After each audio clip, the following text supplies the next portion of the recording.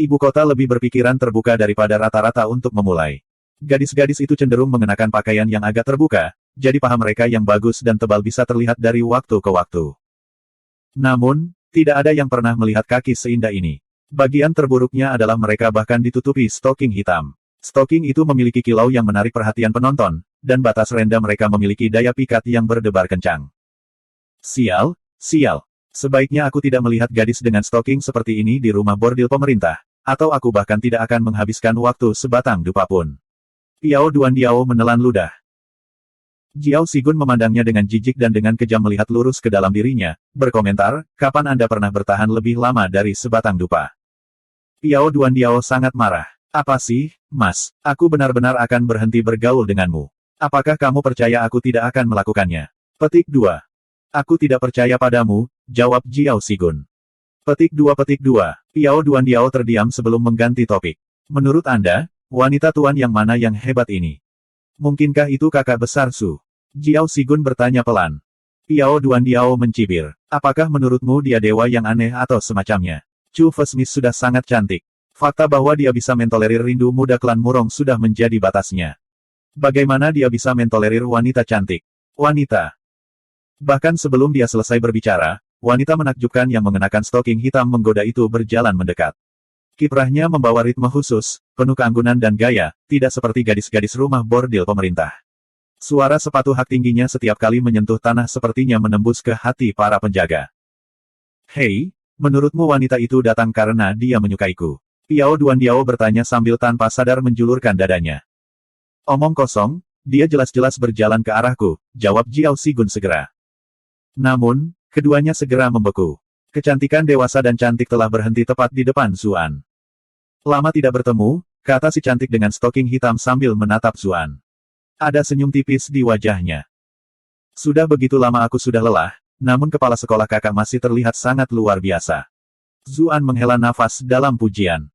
Jika wanita ini hidup di dunia masa lalunya, setiap pria akan langsung membayangkannya sebagai wanita kantor, sekretaris, atau guru yang di antara fetis semacam itu.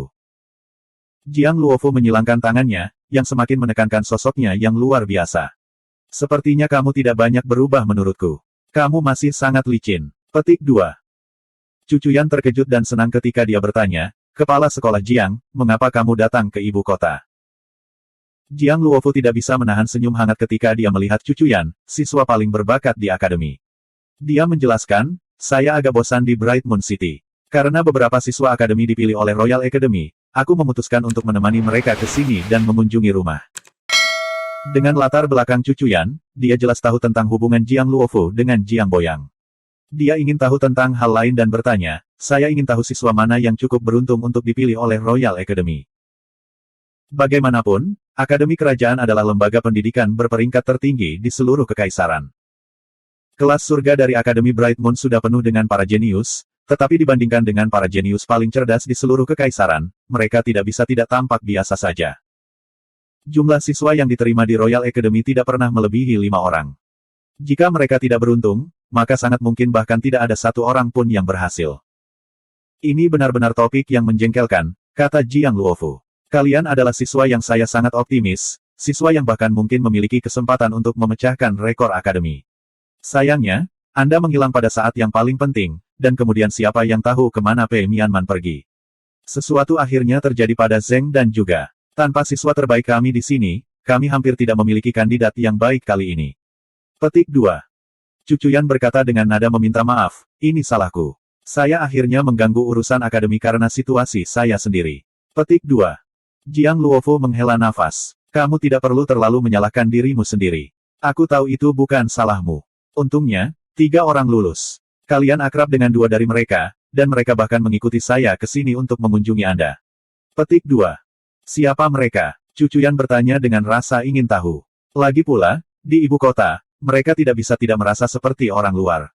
Bright Moon City adalah rumah mereka yang sebenarnya. Kalian harus keluar. Jiang Luofu melambai ke arah kereta. Kepala sekolah, kamu benar-benar tidak menyenangkan. Saya sedang menunggu untuk melihat apakah saudara Zhu bisa menebak siapa kita, terdengar sebuah suara. Pintu terbuka, dan seorang pria dan wanita yang menarik berjalan keluar. Mata Murong Qinghe melebar karena terkejut. Dia menatap pria itu, dan kemudian menatap Chu Yuzhao di sebelahnya. Sebenarnya ada pria lain yang tampan dan cantik seperti kakakku Chu. Saya pikir kakak saya Chu masih sedikit lebih tampan. Piao Duandiao dan penjaga kekaisaran lainnya mencibir internal. Seorang anak laki-laki cantik yang tidak berharga sebaliknya. Namun, mata mereka tertuju pada gadis di sisinya. Sikapnya berbeda dari gaya tenang dan indah Chu Chuyan, serta dari sikap glamor Jiang Luofu. Wanita ini memiliki aura terpelajar dan terhormat yang membuat seseorang tidak bisa tidak merasa lebih dekat dengannya. Mereka berpikir bahwa meskipun gadis-gadis rumah bordil pemerintah semuanya mahir dalam berbagai keterampilan, mereka semua tampaknya tidak memiliki kualitas seorang gadis yang benar-benar berbakat. Mereka juga tidak memiliki kelembutan yang ada di antara alis gadis ini. Wanita muda itu pertama-tama mengangguk untuk memberi salam kepada Chu Chuyan. Nona pertama Chu. Kemudian, ketika dia melihat Zuan, dia tersenyum tipis. Tuan muda Su. Semua ekspresi penjaga menjadi aneh. Apakah wanita ini ada hubungannya dengan kakak kita Su juga? Astaga, kakak, kami tahu kamu luar biasa, tetapi tidak perlu mengambil semua keindahan yang luar biasa ini, bukan? Bisakah Anda meninggalkan sesuatu untuk kita semua? Tentu saja, pikiran itu berlalu dalam sekejap. Mereka tahu betul bahwa gadis-gadis ini tidak akan pernah ada hubungannya dengan mereka. Masih gadis-gadis rumah bordil pemerintah yang merupakan tujuan yang lebih realistis. Itu adalah gadis-gadis yang bisa mereka lihat dan sentuh. Para penjaga tidak bisa lagi menahan pukulan mental ini.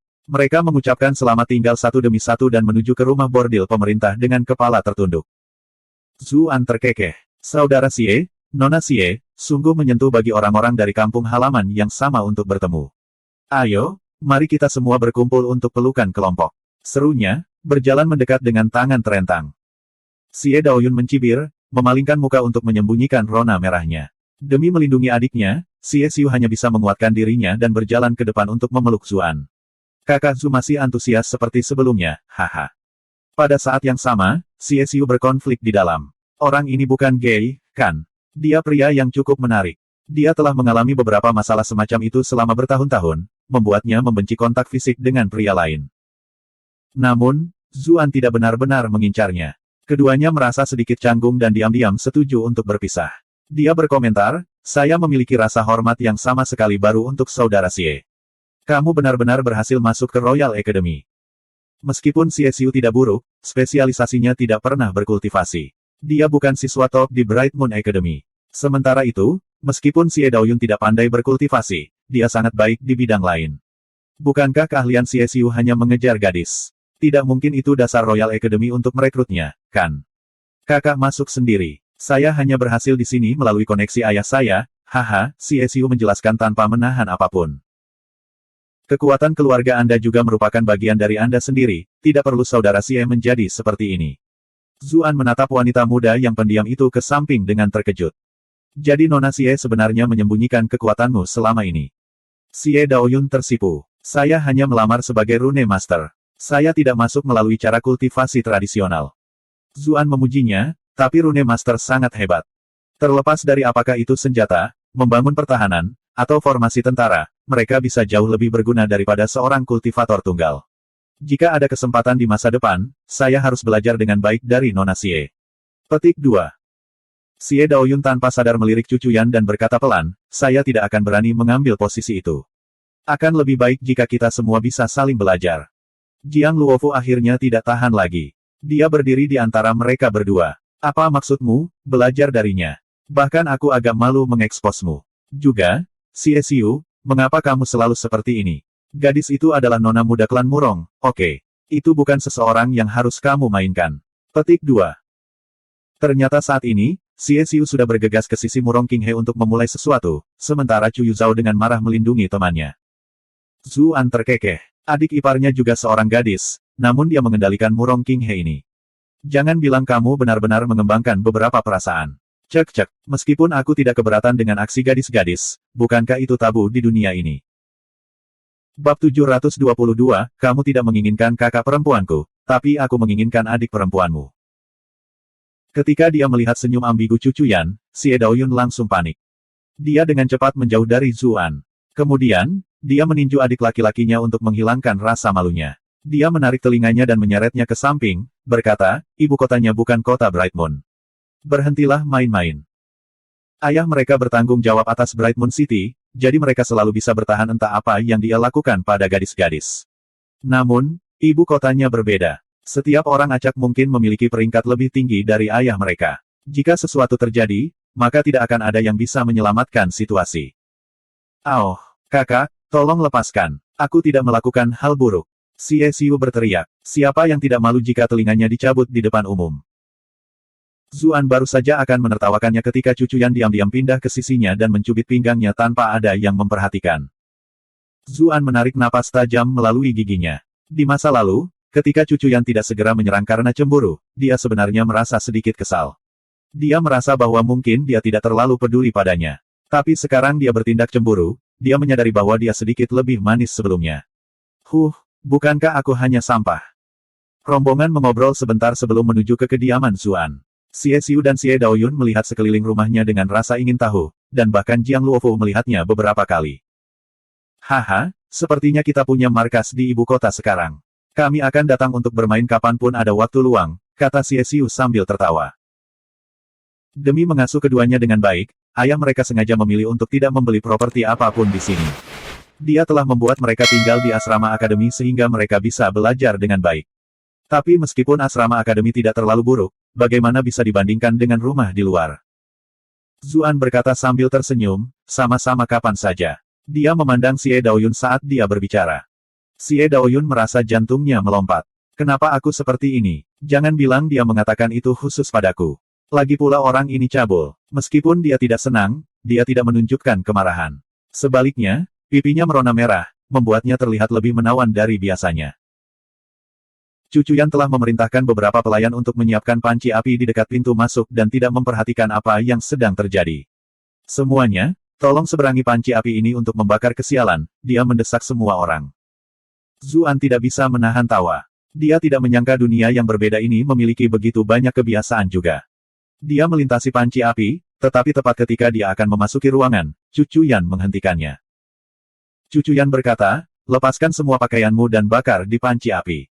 Jangan membawa nasib buruk penjara kekaisaran kembali ke rumah." Petik 2. Zuan mengerutkan kening. "Kita tidak perlu pergi sejauh itu, kan?" "Sama sekali tidak, kamu harus melakukan ini." Cucuyan sangat keras kepala dalam hal ini. Jiang Luofu tersenyum dan berkata, "Meskipun hal yang disebut keberuntungan ini agak kabur, itu memang ada. Tidak ada salahnya untuk lebih berhati-hati." Tak berdaya untuk melawan, Zuan hanya bisa melepas pakaiannya dan melemparkannya ke dalam panci api. Murong King He tersipu. Dia segera menutup matanya dengan tangannya. Namun, ada celah kecil di antara jari-jarinya. Chu Yuzhao berkata pada dirinya sendiri bahwa dia adalah seorang pria sekarang, jadi dia tidak bisa bertingkah seperti gadis kecil di depan semua orang. Namun, jika seseorang melihatnya dari belakang, mereka akan melihat cincin merah terang di lehernya. Jiang Luofu adalah orang yang bertindak paling alami. Sebagai wanita dewasa, dia jelas tidak akan semalu gadis-gadis kecil ini. Dia melihat tubuh Zuan dengan mata penuh penghargaan. Xie Daoyun adalah orang yang paling anggun di grup. Dia segera berbalik dan menolak untuk melihat Zuan. Namun, citra tubuh maskulinnya sudah tercetak di benaknya. Xie Xiu melihat otot-otot Zuan dengan iri dan berkata, "Kakak Zhu, bagaimana kamu melatih tubuhmu? Saya tidak berharap Anda menjadi begitu besar." Petik 2. Otot Zuan tidak hanya kuat, mereka tidak menonjol seperti orang lain. Garis tubuhnya mengalir dan halus, namun kelompok itu semua bisa merasakan kekuatan ledakan yang terkandung di dalamnya. Sebagai anak laki-laki yang cantik, meskipun Xie Xiu percaya bahwa dia tidak tertandingi dalam hal fitur wajah, dia masih merasa tubuhnya sedikit kurang. Misalnya, dia merasa perutnya telah dikembangkan ke tingkat setinggi mungkin. Meskipun dia biasanya mengejek pria yang lebih berotot, dia tetap mengagumi seseorang seperti Zuan yang memiliki penampilan dan kekuatan. Zuan berkata dengan bangga, "Itu bukan sesuatu yang bisa kamu pelajari. Ini disebut memiliki gen yang kuat.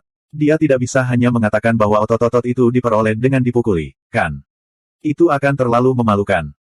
Cucuyan lalu berkata, "Lepaskan celanamu," membuat Zuan terdiam. Ekspresi Jiang Luofu juga menjadi sedikit tidak wajar. Dia tanpa sadar berbalik ke samping dan berpura-pura mencari di tempat lain. Xie Xiu merasa lebih sedih dan terhina. Dia akhirnya membebaskan dirinya dari apa yang dia lihat hari itu di ruang bawah tanah. Apakah dia benar-benar harus melihatnya lagi? Saya tidak mau. Xie Daoyun menghela nafas di dalam. Ada desas-desus bahwa nona pertama Chu dan Zuan adalah suami dan istri hanya dalam nama. Tapi dilihat dari tampilannya, mereka jelas sudah menjadi pasangan yang serasi. Chu Yuzhao membalikkan murong King He, berkata, King He kecil, kamu tidak bisa melihat sesuatu seperti itu. Namun, adegan Zuan dan Cucuyan muncul di kepalanya, dan detak jantungnya langsung meningkat. Zuan tertawa malu. Itu tidak akan terlalu bagus, kan? Aku tidak menyuruhmu melepasnya di depan semua orang. Cucuyan memutar matanya. Dia memerintahkan seorang pelayan untuk mengatur ruang ganti darurat. Zuan menghela nafas kagum. Istrinya benar-benar teliti. Demi mencegah kecanggungan, dia mengganti selimut sambil bertanya, Hah? Dari mana semua pelayan ini berasal? Petik 2. Cucuyan menjawab, apakah kamu sudah lupa? Aku bilang aku akan membantumu dengan itu. Anda khawatir tentang orang-orang di sini, jadi saya menemukan beberapa pelayan klan untuk dibawa ke sini. Mereka akhirnya tiba, jadi sekarang ada orang yang membantumu dengan kehidupan sehari-harimu. Zuan merasa hangat di dalam. Aku akan mengatakan bahwa orang-orang ini tampak familiar. Benar, kenapa aku tidak melihat anak nakal Cheng Shuping itu? Dia bertanya. Cucuyan menjawab, saya juga tidak tahu. Ibuku mengatakan bahwa bahkan penatua pembaca tidak menyukainya, bahwa dia adalah orang yang paling menyebalkan.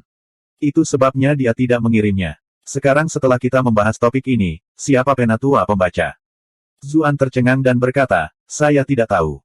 Tetapi meskipun anak itu agak lambat, dia adalah bintang yang cukup beruntung. Namun, dia tidak membantah. Setelah berganti pakaian baru, dia mengundang Jiang Luofu dan yang lainnya masuk. Sebuah pesta sudah disiapkan. Sekarang setelah sesama warga kota ini berkumpul, suasana menjadi semakin hidup. Zuan mengambil kesempatan untuk menuangkan segelas untuk Jiang Luofu. Kakak kepala sekolah, aku benar-benar harus berterima kasih kali ini. Itu semua karena ayahmu yang terhormat aku bisa melewati masalah ini dengan aman. Jiang Luofu berpikir dalam hati bahwa anak ini terlalu malu untuk memanggilnya, kepala sekolah cantik, di depan wajah istrinya. Dia menjawab, ayah saya selalu menjadi pria yang jujur dan belak-belakan. Dia tidak akan bertindak karena niat egois hanya karena aku. Dia pasti menjagamu karena dia merasa kamu tidak bersalah. Zuan berkata sambil tersenyum, integritas moral ayahmu benar-benar layak untuk dikagumi. Namun, saya tetap harus berterima kasih. Anda mencoba membantu saya ketika saya ditangkap oleh utusan bordir sebelumnya juga. Petik 2. Jiang Luofu merasakan pipinya menjadi hangat. Saya tidak berani mengklaim kredit untuk itu. Meskipun saya mencoba melakukan apa yang saya bisa, itu tidak ada gunanya. Petik 2. Zuan menggelengkan kepalanya. Hanya niatnya saja sudah menjadi sesuatu yang sangat aku syukuri. Cucuyan sangat terkejut dan juga mengangkat cangkirnya. Saya tidak menyangka kepala sekolah Jiang telah banyak membantu kami. Saya juga akan minum segelas untuk menghormati. Petik 2. Ketika Jiang Luofu melihat mata Cucuyan yang jernih dan dingin, tetapi tersenyum, dia tidak bisa menahan perasaan seperti ada lebih banyak di balik tatapannya. Ekspresinya sendiri menjadi sedikit tidak wajar. Apa maksudmu, niat? Itu terutama karena Liu Yu ingin menyelamatkanmu. Saya sangat kesal sehingga saya akhirnya tidak tahan lagi dan meminta bantuan ayah saya. Jiang Luofu akhirnya menjual temannya pada akhirnya. Tapi dia bahkan tidak ada di sini, jadi itu tidak terlalu penting. Guru Sang, wanita di gazebo itu muncul di kepala Zuan lagi, dan dia menjadi linglung sesaat. Cucuyan memiliki senyum ambigu di wajahnya. Ah Su, aku tidak menyangka jaringanmu akan seluas itu. Bahkan Guru Sang yang misterius di akademi memandangmu dengan baik. Dia telah memilihnya sebagai suami wajib militer terutama karena kepribadiannya yang biasa dan lambat. Namun pada akhirnya, dia akhirnya menjadi seorang wanita. Dia telah benar-benar tertipu. Zuan terkejut dan berkata, Guru Sang pada dasarnya baik hati. Dia tidak tega melihat muridnya dianiaya. Tolong minta ayah dan ibu mertua untuk membantu saya mengucapkan terima kasih. Petik 2. Tentu, ekspresi Cucuyan segera melunak. Xie Xiu yang sudah mabuk pindah. Ah Su, apakah kamu punya adik perempuan atau seseorang seperti itu? Zuan tercengang. Tidak, mengapa kamu menanyakan itu? Xie Xiu tampak kecewa. Dia menatap kakak perempuannya dan berkata dengan sedih, saya merasa seperti saya benar-benar kalah di sini. Bab 723, simpel semua yang Anda inginkan, Anda bahkan tidak akan mendapatkan remah. Xie Daoyun, yang telah memperhatikan sisi ruangan mereka, merasakan wajahnya memanas. Dia menarik telinga adiknya, bingung. Bocah bodoh, apa yang kamu katakan? Meskipun dia memikirkan Zuan dengan baik, itu tidak akan pernah berada pada level di mana dia bersedia menikah dengannya. Selain itu, apakah dia benar-benar akan mengatakan itu tepat di depan Chu Fesmis? Bagaimana dia bisa menunjukkan dirinya di depan umum di masa depan? Xie Xiu tertawa. Saya akan kembali ke kebiasaan lama saya, haha. Ayo minum, ayo minum. Petik 2. Untungnya, Murong Qinghe membantunya keluar dari rasa malunya. Dia bangkit dan bersulang untuk Zuan. Saudara Zu, saya tahu bahwa kakek saya telah sedikit mengganggu Anda selama periode ini. Saya harap Anda bisa memaafkannya. Itu hanya sifatnya. Dia masih berpikir untuk menikah dengan klan Chu. Nona pertama Chu tampaknya menjadi orang yang mengelola rumah tangga, dan kakak laki-lakinya, Chu, tampaknya sangat mempercayai dan memuja saudara ipar ini, jadi yang terbaik adalah tetap berhubungan baik. Kalau tidak, jika dia berbicara buruk tentangnya, dia mungkin akan merusak hubungannya dengan kakak laki-lakinya, Chu. Zuan tersenyum dan berkata, King He, kamu tidak perlu khawatir. Kakekmu hanya bertindak karena tugas dan bukan untuk balas dendam kecil. Bagaimana saya bisa menyalahkan kalian? Petik 2. Situasi kentut Murongtong mungkin punya pikiran untuk membalas dendam, tapi pada akhirnya dia tetap tidak menentang keputusan itu. Karena itu bukan masalah besar. Karena Murong Qinghe sudah merendahkan dirinya seperti ini, itu jelas karena Yu Zhao. Dia tidak bisa begitu saja mengganggu dan menghalangi sejoli itu, kan? Murong Qinghe menghela nafas lega saat mendengar kata-kata Zuan. Dia menghabiskan gelasnya dalam satu tegukan, dan kemudian berkata dengan senyum lebar, terima kasih, kakak Zu. Saat mereka minum dan mengobrol, suasana dengan cepat menjadi semakin hidup. Waktu secara bertahap berlalu. Sudah cukup terlambat pada saat mereka selesai. Jiang Luofu dan saudara Xie pergi satu demi satu. Di sisi lain, Chu Yuzhao dan Murong Qinghe tidak pergi. Bukannya mereka ingin tinggal di belakang, melainkan karena mereka benar-benar mabuk. Kedua gadis itu jarang minum sebanyak itu. Tetapi karena suasana pesta, mereka menenggak satu demi satu gelas dan dengan cepat menjadi mabuk. Orang itu Xie Xiu telah mencoba mengejar Murong Qinghe lagi. Dia jelas merupakan bagian dari masalah, mendorongnya untuk minum lebih banyak. Karena itu, Chu Yuzhao jelas menjadi tidak bahagia, minum di tempat pasangannya. Namun, bagaimana dia bisa menjadi tandingan Xie Xiu, yang hidup dan menghirup suasana seperti ini? Dia dengan cepat dikalahkan. Murong Qinghe dengan keras kepala melangkah maju untuk membantu kakak laki-lakinya Chu ketika dia melihat intimidasi seperti itu terjadi.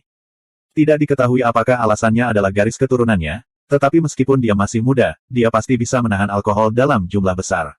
Lebih jauh lagi, Chu Yuzhao telah berjuang untuk sebagian dari pertempuran untuknya. Pada akhirnya, kontes minum berakhir dengan kekalahan bersama. Kedua gadis itu benar-benar dikalahkan, tetapi Xie Xiu tidak jauh lebih baik, membutuhkan bantuan pelayan klan Xie hanya untuk berjalan. Ketika dia melihat Murong Qinghe yang tidak sadarkan diri, Zuan berkata sambil menghela nafas, dia benar-benar cabai kecil. Bahkan Xie Xiu secara tak terduga dikalahkan hari ini.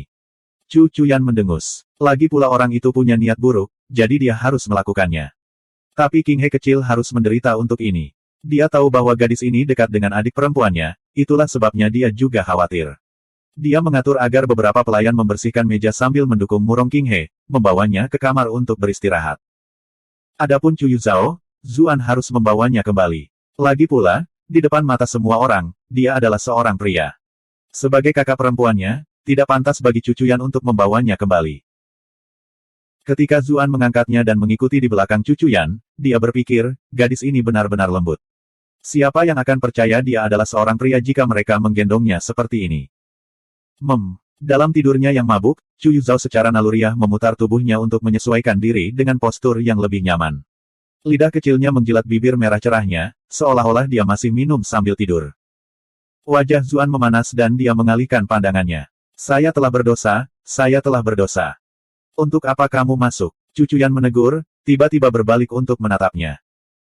Zuan tercengang, bertanya, bukankah kita memindahkan mereka ke tempat tidur agar mereka bisa beristirahat? Itu tidak berarti kamu bisa tidur di sini juga. Cucuyan berkata dengan kesal. Meskipun kita tahu mereka berdua perempuan, tidak ada orang lain yang tahu. Ini mungkin menodai nama King He.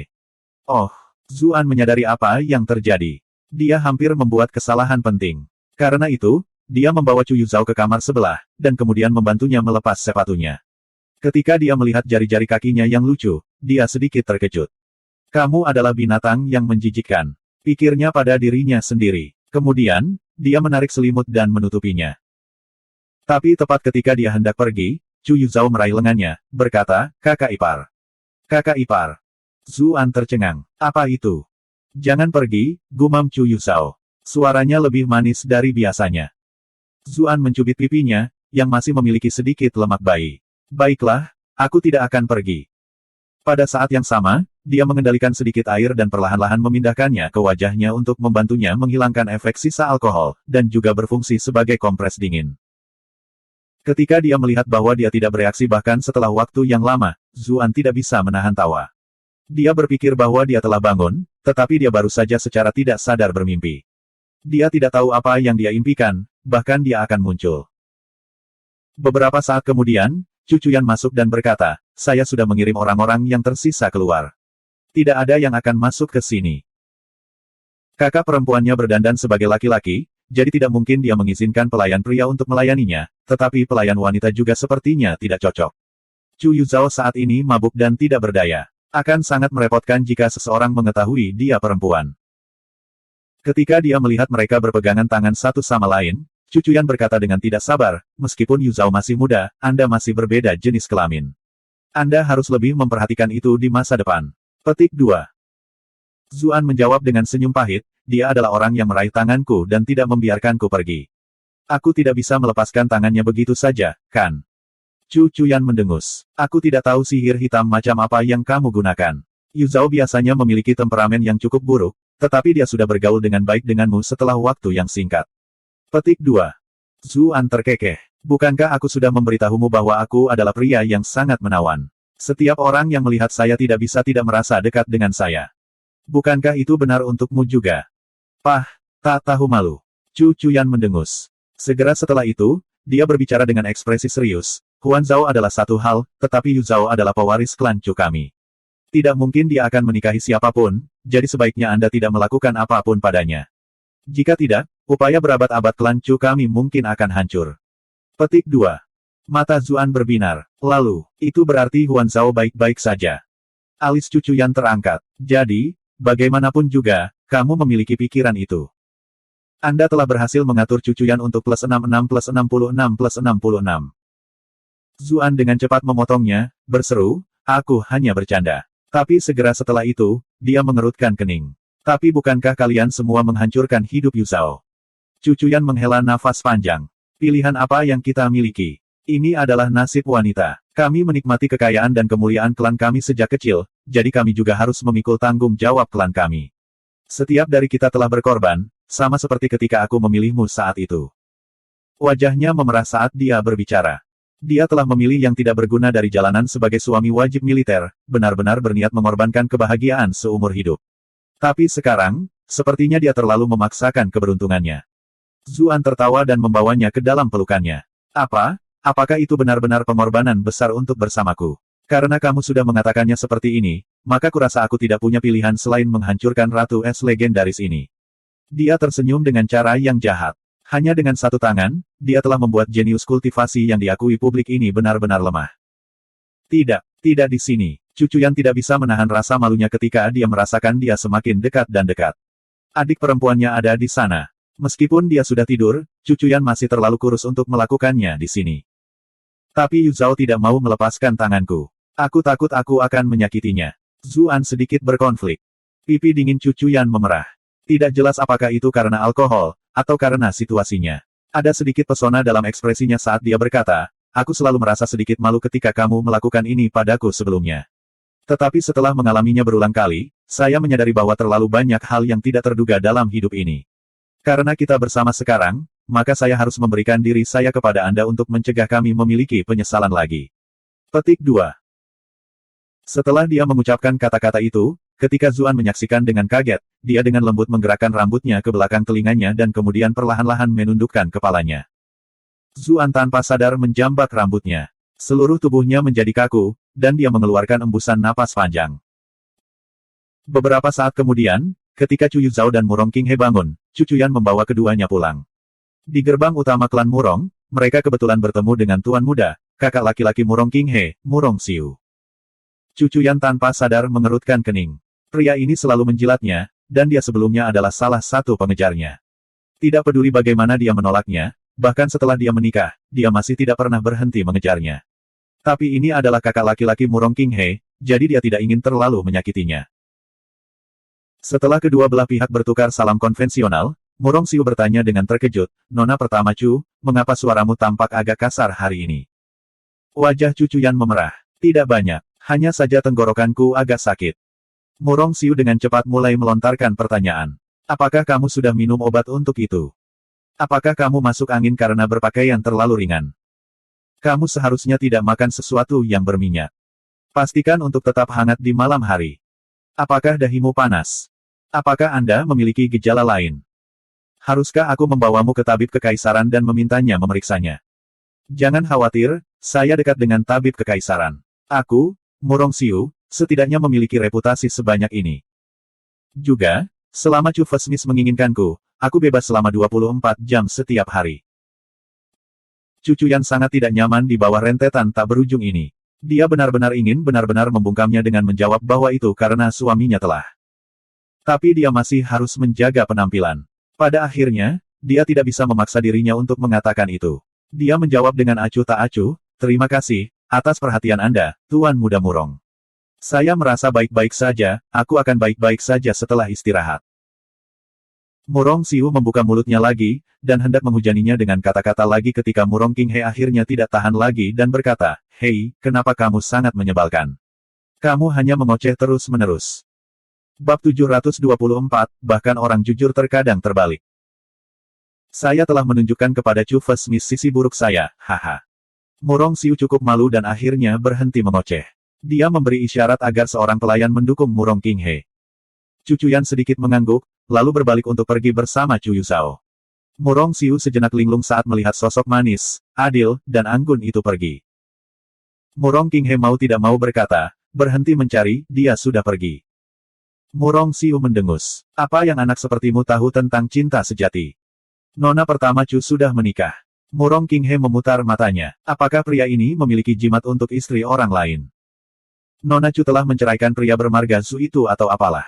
Murong Xiu dengan cepat membenarkan dirinya sendiri, seolah-olah kata-katanya memfitnah dewinya. Selanjutnya, dengan kecantikan, karakter, dan kemampuan Chu Fesmis, saya tidak keberatan sama sekali bahkan jika dia telah menikah sekali. Yang saya suka adalah dia, apapun pilihan yang dia buat, aku akan tetap menyukainya. Murong Qinghe menatapnya lama. Pada akhirnya, dia tidak bisa menahan diri untuk tidak berkata, kamu benar-benar membawa penyederhanaanmu ke tingkat yang sama sekali berbeda. Ini adalah istilah yang dia pelajari dari Zuan. Itu benar-benar cukup pas di sini. Murong Xiu mengerutkan kening. Dia merasa istilah itu tidak berarti sesuatu yang baik. Dengan kemauan yang kuat, seseorang bisa mencapai apapun. Apa yang anak nakal sepertimu mengerti? Murong Qinghe membuka mulutnya yang lembut dan menatap kakaknya dengan simpatik. Anda tidak tahu apa yang baru saja dilakukan Dewi Anda, namun Anda masih mengoceh tentang kemauan atau apapun. Murong Qinghe benar-benar terbangun di tengah malam. Kultivasinya lebih tinggi dari Chu Yuzhao, dan garis keturunannya membuatnya sadar lebih cepat daripada orang normal. Dia merasa agak kering ketika dia bangun, jadi dia mencari air untuk diminum. Saat dia melewati kamar Chu Yuzhao, dia memperhatikan bahwa pintunya tidak sepenuhnya tertutup, dan kakak laki-lakinya Chu sedang tidur di dalam. Sesuatu sepertinya merasukinya ketika dia melihat wajahnya yang sangat tampan. Dia menyelinap masuk dan mulai melihat pipi kakaknya yang cantik Chu dan bibir merahnya. Jantungnya berdetak gila. Bagaimana dunia ini bisa memiliki pria secantik ini? Setelah beberapa keraguan, dia akhirnya tidak bisa menahan godaan dan diam-diam menundukkan kepalanya untuk mencium mulut kecilnya. Meskipun dia biasanya kasar dan lugas, dia tetaplah seorang gadis pada akhirnya. Dia khawatir pihak lain akan bangun ketika dia melakukan hal yang begitu berani, dan dia merasa sangat bersalah melakukannya. Tiba-tiba, dia mendengar suara dari samping yang membuatnya takut. Namun, suaranya sangat aneh dan mengganggu. Dia tidak bisa menahan rasa ingin tahunya dan pindah ke jendela untuk mengintip. Sama seperti itu, seluruh pandangan dunianya hancur. Apakah itu masih kakak perempuan dingin Chu yang dia ingat? Lagi pula, dia telah melihat bagian luarnya yang dingin dari cucuyan karena Murong Xiu. Apakah wanita yang benar-benar patuh dan menawan ini benar-benar orang yang sama? Ketika dia mengingat semua ini, matanya menjadi semakin simpati ketika dia melihat kakak laki-lakinya. Dia merasa dia harus sekali lagi memperingatkannya bahwa dewinya sudah menjadi milik pria lain. Tiba-tiba, Murong Xiu berkata, mengapa kamu berbicara seperti itu? Bukankah seharusnya kamu membantuku? Jika aku bisa mendapatkan rindu pertama Chu dan menjadi kakak ipar Chu, maka aku bisa membantumu lebih banyak. Bukankah akan cukup mudah bagi kalian berdua untuk bersama? Petik 2. Mata Murong Qinghe berbinar. Itu masuk akal. Kalau begitu aku tidak akan memberitahunya tentang apa yang terjadi untuk saat ini. Zuan jelas tidak tahu apa yang mereka bicarakan. Setelah malam yang indah, dia merasa segar dan berenergi. Dia berganti menjadi seragam sekretaris putra mahkota, lalu memasuki istana untuk panggilan pagi. Ketika dia tiba di istana timur, dia menyapa Piao Duandiao dan Jiao Sigun sambil tersenyum. Bagaimana tadi malam? Tapi mereka berdua tidak menanggapinya, dan malah terus menunjuk ke arahnya. Zuan terkejut. Apakah sesuatu terjadi? Sebuah suara bingung dan jengkel muncul dari dalam. Pria Zuan itu datang. Tangkap dia untuk putra mahkota ini segera. Petik 2. Piao Duandiao dan Jiao Sigun tidak berdaya dan hanya bisa menangkap Zuan. Tetap saja, mereka memperingatkannya dengan tenang, kamu harus menahan apapun yang terjadi. Anda tidak bisa melawan putra mahkota. Kalau tidak, sulit untuk memprediksi apa yang mungkin terjadi. Selama bertahun-tahun, putra mahkota telah memiliki terlalu banyak orang yang dipukuli sampai mati. Karena itulah mereka segera memperingatkan Zuan. Zuan mengerutkan kening. Itu sebenarnya lemak bodoh kali ini. Kapan dia menyinggung orang ini? Mereka segera memasuki istana. Putra mahkota duduk tinggi di kursi sementara dua kasim yang lebih rendah memberinya anggur. Ketika dia melihat Zuan, dia segera mengambil piring di sebelahnya dan melemparkannya ke kepala Zuan. Sayangnya, akurasinya terlalu buruk dan dia tidak bisa mengenai sasaran. Itu malah mendarat di wajah Piao Duandiao. Piao Duandiao tercengang, tapi dia tidak berani menunjukkan ketidakpuasan apapun dan malah tersenyum.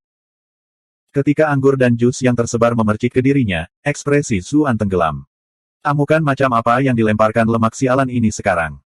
Kamu benar-benar berani mengambil keuntungan dari Linglong. Seru putra mahkota, marah.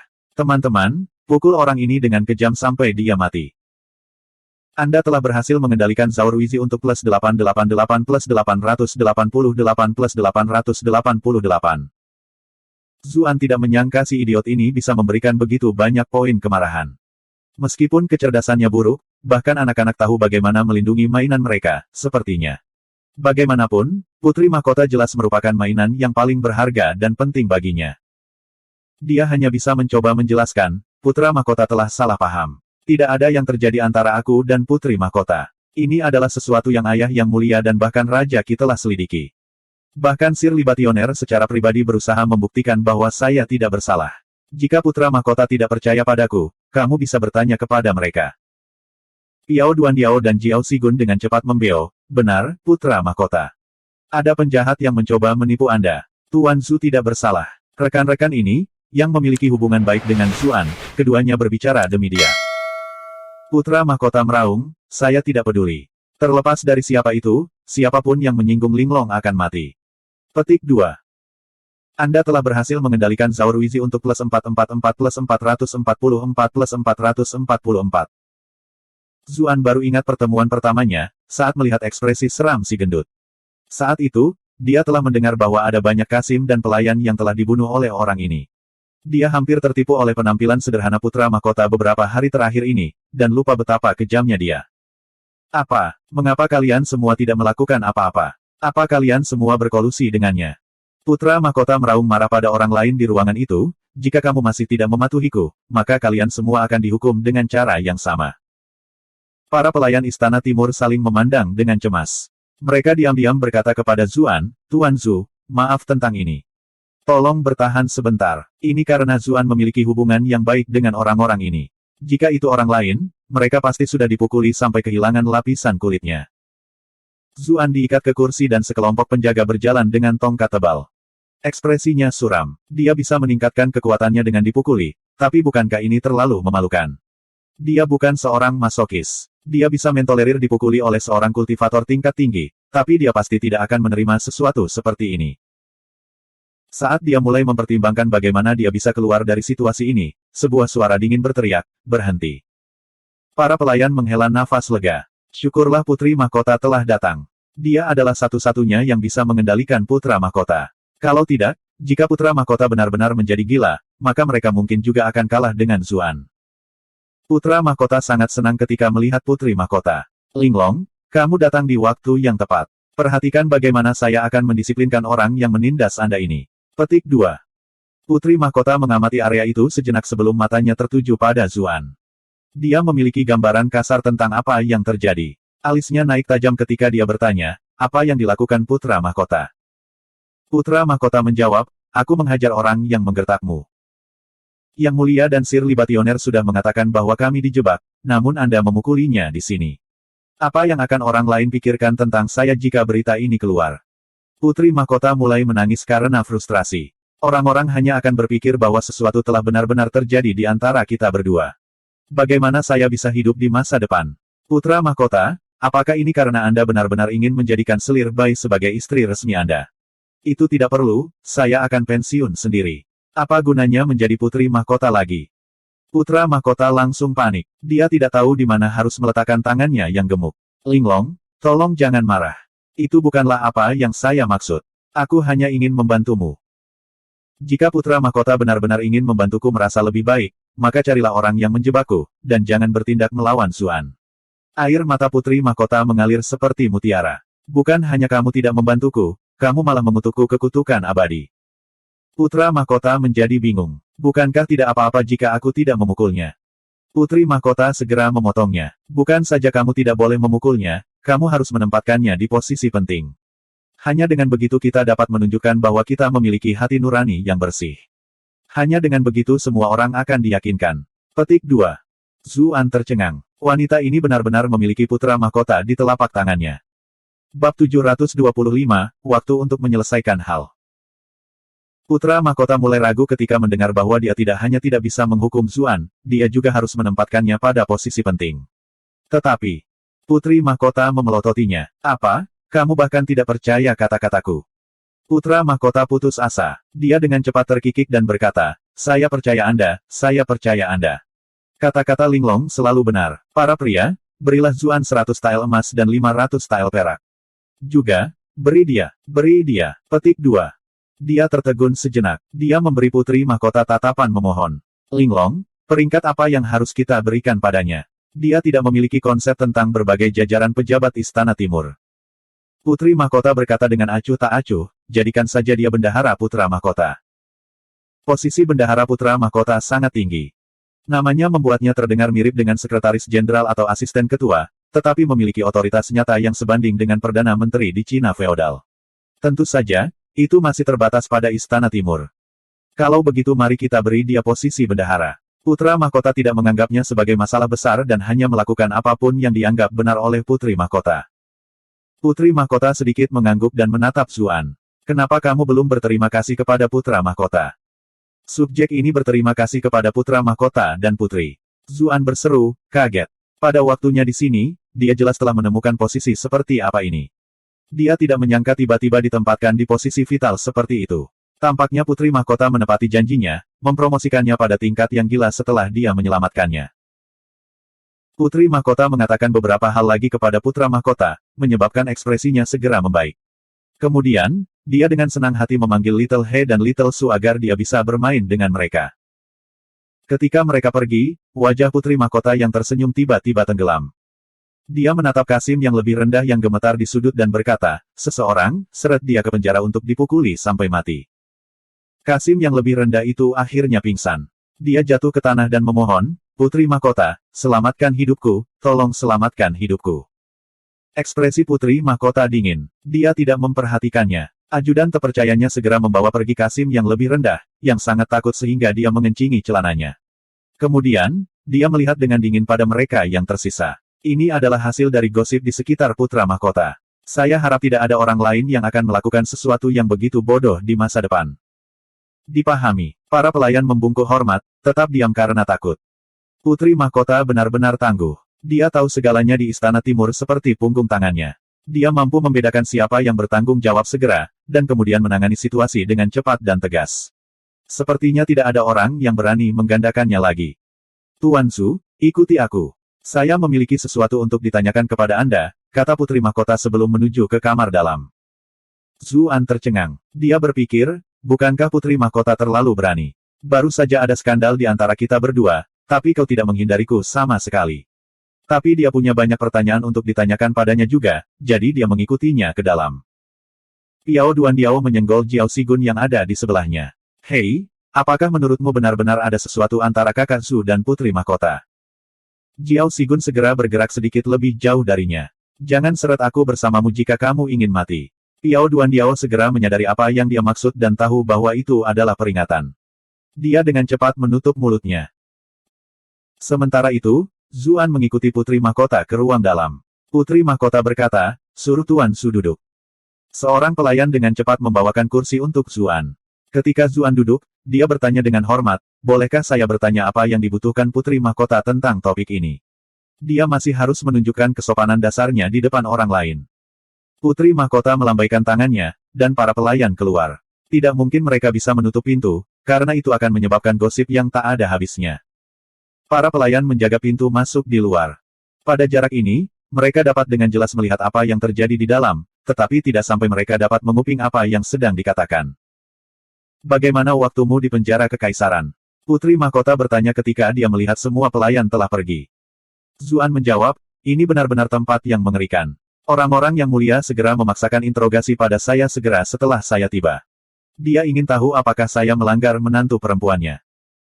Kemudian, orang-orang Raja Qi datang dan melakukan hal yang sama, ingin memaksa saya untuk mengakui bahwa ada sesuatu di antara kami, sehingga mereka dapat menggunakannya untuk menjatuhkan Anda dan Putra Mahkota. Namun, saya tetap teguh dan bertahan. Aku benar-benar tidak menyerah. Memaksa interogasi. Putri Mahkota memiliki ekspresi ambigu ketika dia berkata, tapi aku tidak melihat ada luka pada dirimu. Zuan tetap tidak terpengaruh.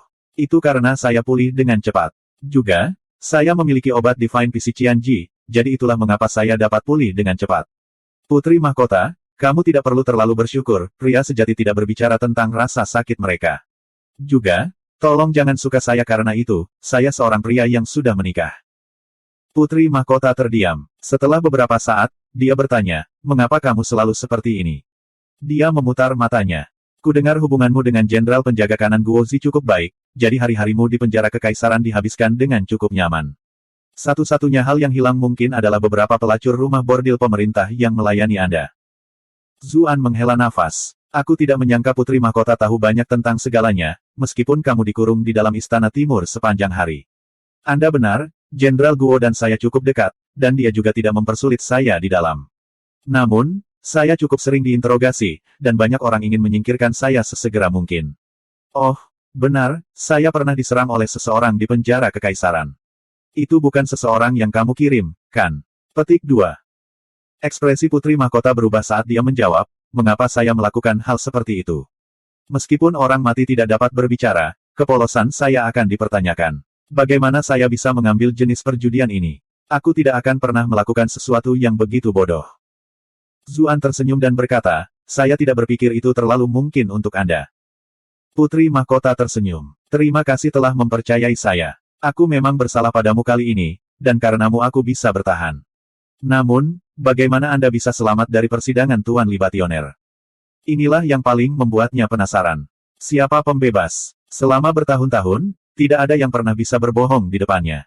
Saat itu, dia sudah putus asa ketika dia mendengar bahwa Libationer terlibat. Bagaimana dia bisa mengharapkan perubahan mendadak ini menjadi lebih baik? Zuan menjawab dengan ambigu, saya secara alami memiliki metode saya. Putri Mahkota, kamu tidak perlu khawatir tentang itu. Petik 2. Dia tidak mengatakan bahwa Libationer diam-diam telah membantunya, karena dia merasa ada yang lebih dari itu. Dia harus menyelidiki ini sendiri. Putri Mahkota sedikit terganggu ketika dia menatap matanya. Meskipun pria ini biasanya sedikit tidak terkendali, dia memiliki banyak rahasia padanya.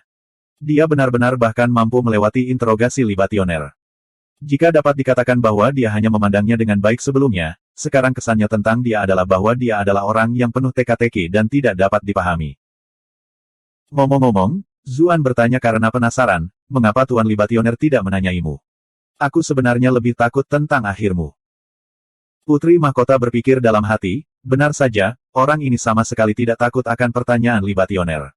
Dia benar-benar tidak tahu apa yang ada di balik lengan bajunya. Dia berpikir pada dirinya sendiri bahwa dia harus melihat ke dalam situasi diberi kesempatan. Dia berkata, saya masih Putri Mahkota pada akhirnya, dan Yang Mulia peduli dengan reputasi keluarga kerajaan. Selama interogasi di pihak Anda berjalan dengan baik, maka saya secara alami akan baik-baik saja. Jika ada yang salah di pihakmu, maka yang akan menungguku hanyalah talinya. Ketika dia mendengar ketakutan yang tersisa dan kekesalan yang langka dalam suara Putri Mahkota, Zuan tahu bahwa dia benar-benar ketakutan kali ini. Dia secara naluriah mencoba menghiburnya. Surga membantu yang layak. Putri Mahkota ditakdirkan untuk menjadi ibu dari kekaisaran kita, jadi kamu memiliki perlindungan surga. Petik 2. Putri Mahkota tersenyum manis. Mulutmu sangat manis. Zuan tiba-tiba teringat bagaimana mereka berdua berpelukan dan berciuman hari itu di Taman Batu untuk melewati Suksi Cixin. Untuk beberapa alasan, dia tiba-tiba berkata, saya pikir bibir Putri Mahkota lebih manis. Putri Mahkota juga tidak bisa tidak mengingat malam itu juga. Wajah cantiknya berubah menjadi merah. Namun, ketika dia mendengar apa yang dia katakan, wajahnya langsung jatuh. Tuan Zhu, saya sudah lupa apa yang terjadi sebelumnya, dan saya harap Anda bisa melakukan hal yang sama. Jika tidak, itu tidak akan baik untuk salah satu dari kita. Entah berapa pasang mata yang memperhatikan kita. Kami tidak bisa membuat kesalahan sedikit pun. Zuan juga menyesal mengucapkan kata-kata itu, menggunakan kesempatan ini untuk mengatakan, baik. Putri Mahkota bangkit dan berkata, ikuti aku. Kemana kita akan pergi? Zuan bertanya, tercengang. Jelas, untuk membalas dendam pada pelaku utama semua ini. Sedikit niat membunuh yang kejam melintas di mata indah Putri Mahkota. Bab 726, Pengungkapan. Pelaku utamanya secara alami adalah selir bayi. Apa yang terjadi pada mereka telah terjadi di Istana 100 Bunga, dan orang yang meracuni mereka adalah pelayan pribadinya. Tidak mungkin wanita itu tidak terlibat. Zuan agak ragu-ragu. Bagaimana kalau kita menyelidiki mereka secara diam-diam dulu? Kita mungkin akan mengejutkan mereka dan menakut-nakuti mereka jika kita pergi tanpa bukti. Putri Mahkota mendengus. Penyelidikan membutuhkan bukti. Saya tidak pergi ke sana untuk penyelidikan, melainkan untuk melampiaskan kemarahan saya. Dia bergegas keluar segera setelah itu, dan pelayan pribadinya Rong Mo dengan cepat mengikuti di belakangnya. Dia juga memanggil beberapa pelayan dan pelayan untuk menemani mereka. Zuan dengan cepat mengikuti. Kakak Zhu, selamat atas promosimu. Jiao Sigun dan Piao Duandiao mendekat dan berkata dengan gembira. Bagaimana kalau kita merayakannya malam ini di rumah bordil pemerintah? Piao Duandiao menyarankan dengan penuh semangat. Zuan menatap lingkaran hitam di bawah mata Piao Duandiao dan tidak bisa menahan diri untuk tidak berkata, bukankah kalian baru saja pergi kemarin? Tidakkah pinggangmu akan sakit jika kamu pergi hari ini juga? Tentu saja N. Piao Duandiao tanpa sadar meluruskan dadanya, tetapi rasa sakit melonjak ke seluruh tubuhnya. Dia tanpa sadar menggosok pinggangnya. Kurasa aku masih agak sakit. Kamu hanya perlu istirahat yang cukup. Jangan biarkan gadis-gadis rumah bordil pemerintah itu menghisapmu hari demi hari. Zuan menepuk bahunya sambil tertawa. Setelah dia berpisah dengan Yun Jianyu dan Qiu Honglei, dia sudah kehilangan sebagian besar minatnya pada rumah bordil pemerintah. Piao Duandiao menghela nafas pelan saat dia melihat sosok Zuan yang pergi. Kakak Zhu telah berubah. Jiao Sigun memutar matanya. Jika kamu memiliki rindu pertama klan Chu sebagai istrimu, kamu juga tidak akan terlalu tertarik pada pelacur bubuk itu. Tapi tidakkah kamu akan bosan bahkan dengan gadis tercantik pada akhirnya? Rumah bordil pemerintah memiliki segala macam gadis yang berbeda, sehingga mereka dapat memberimu perasaan segar, balas Piao Duandiao. Heh, Jiao Sigun mencibir. Apakah kamu melupakan semua keindahan yang kita lihat di gerbang istana kemarin? Siapa bilang kakak hanya punya Chu Fesmis saja?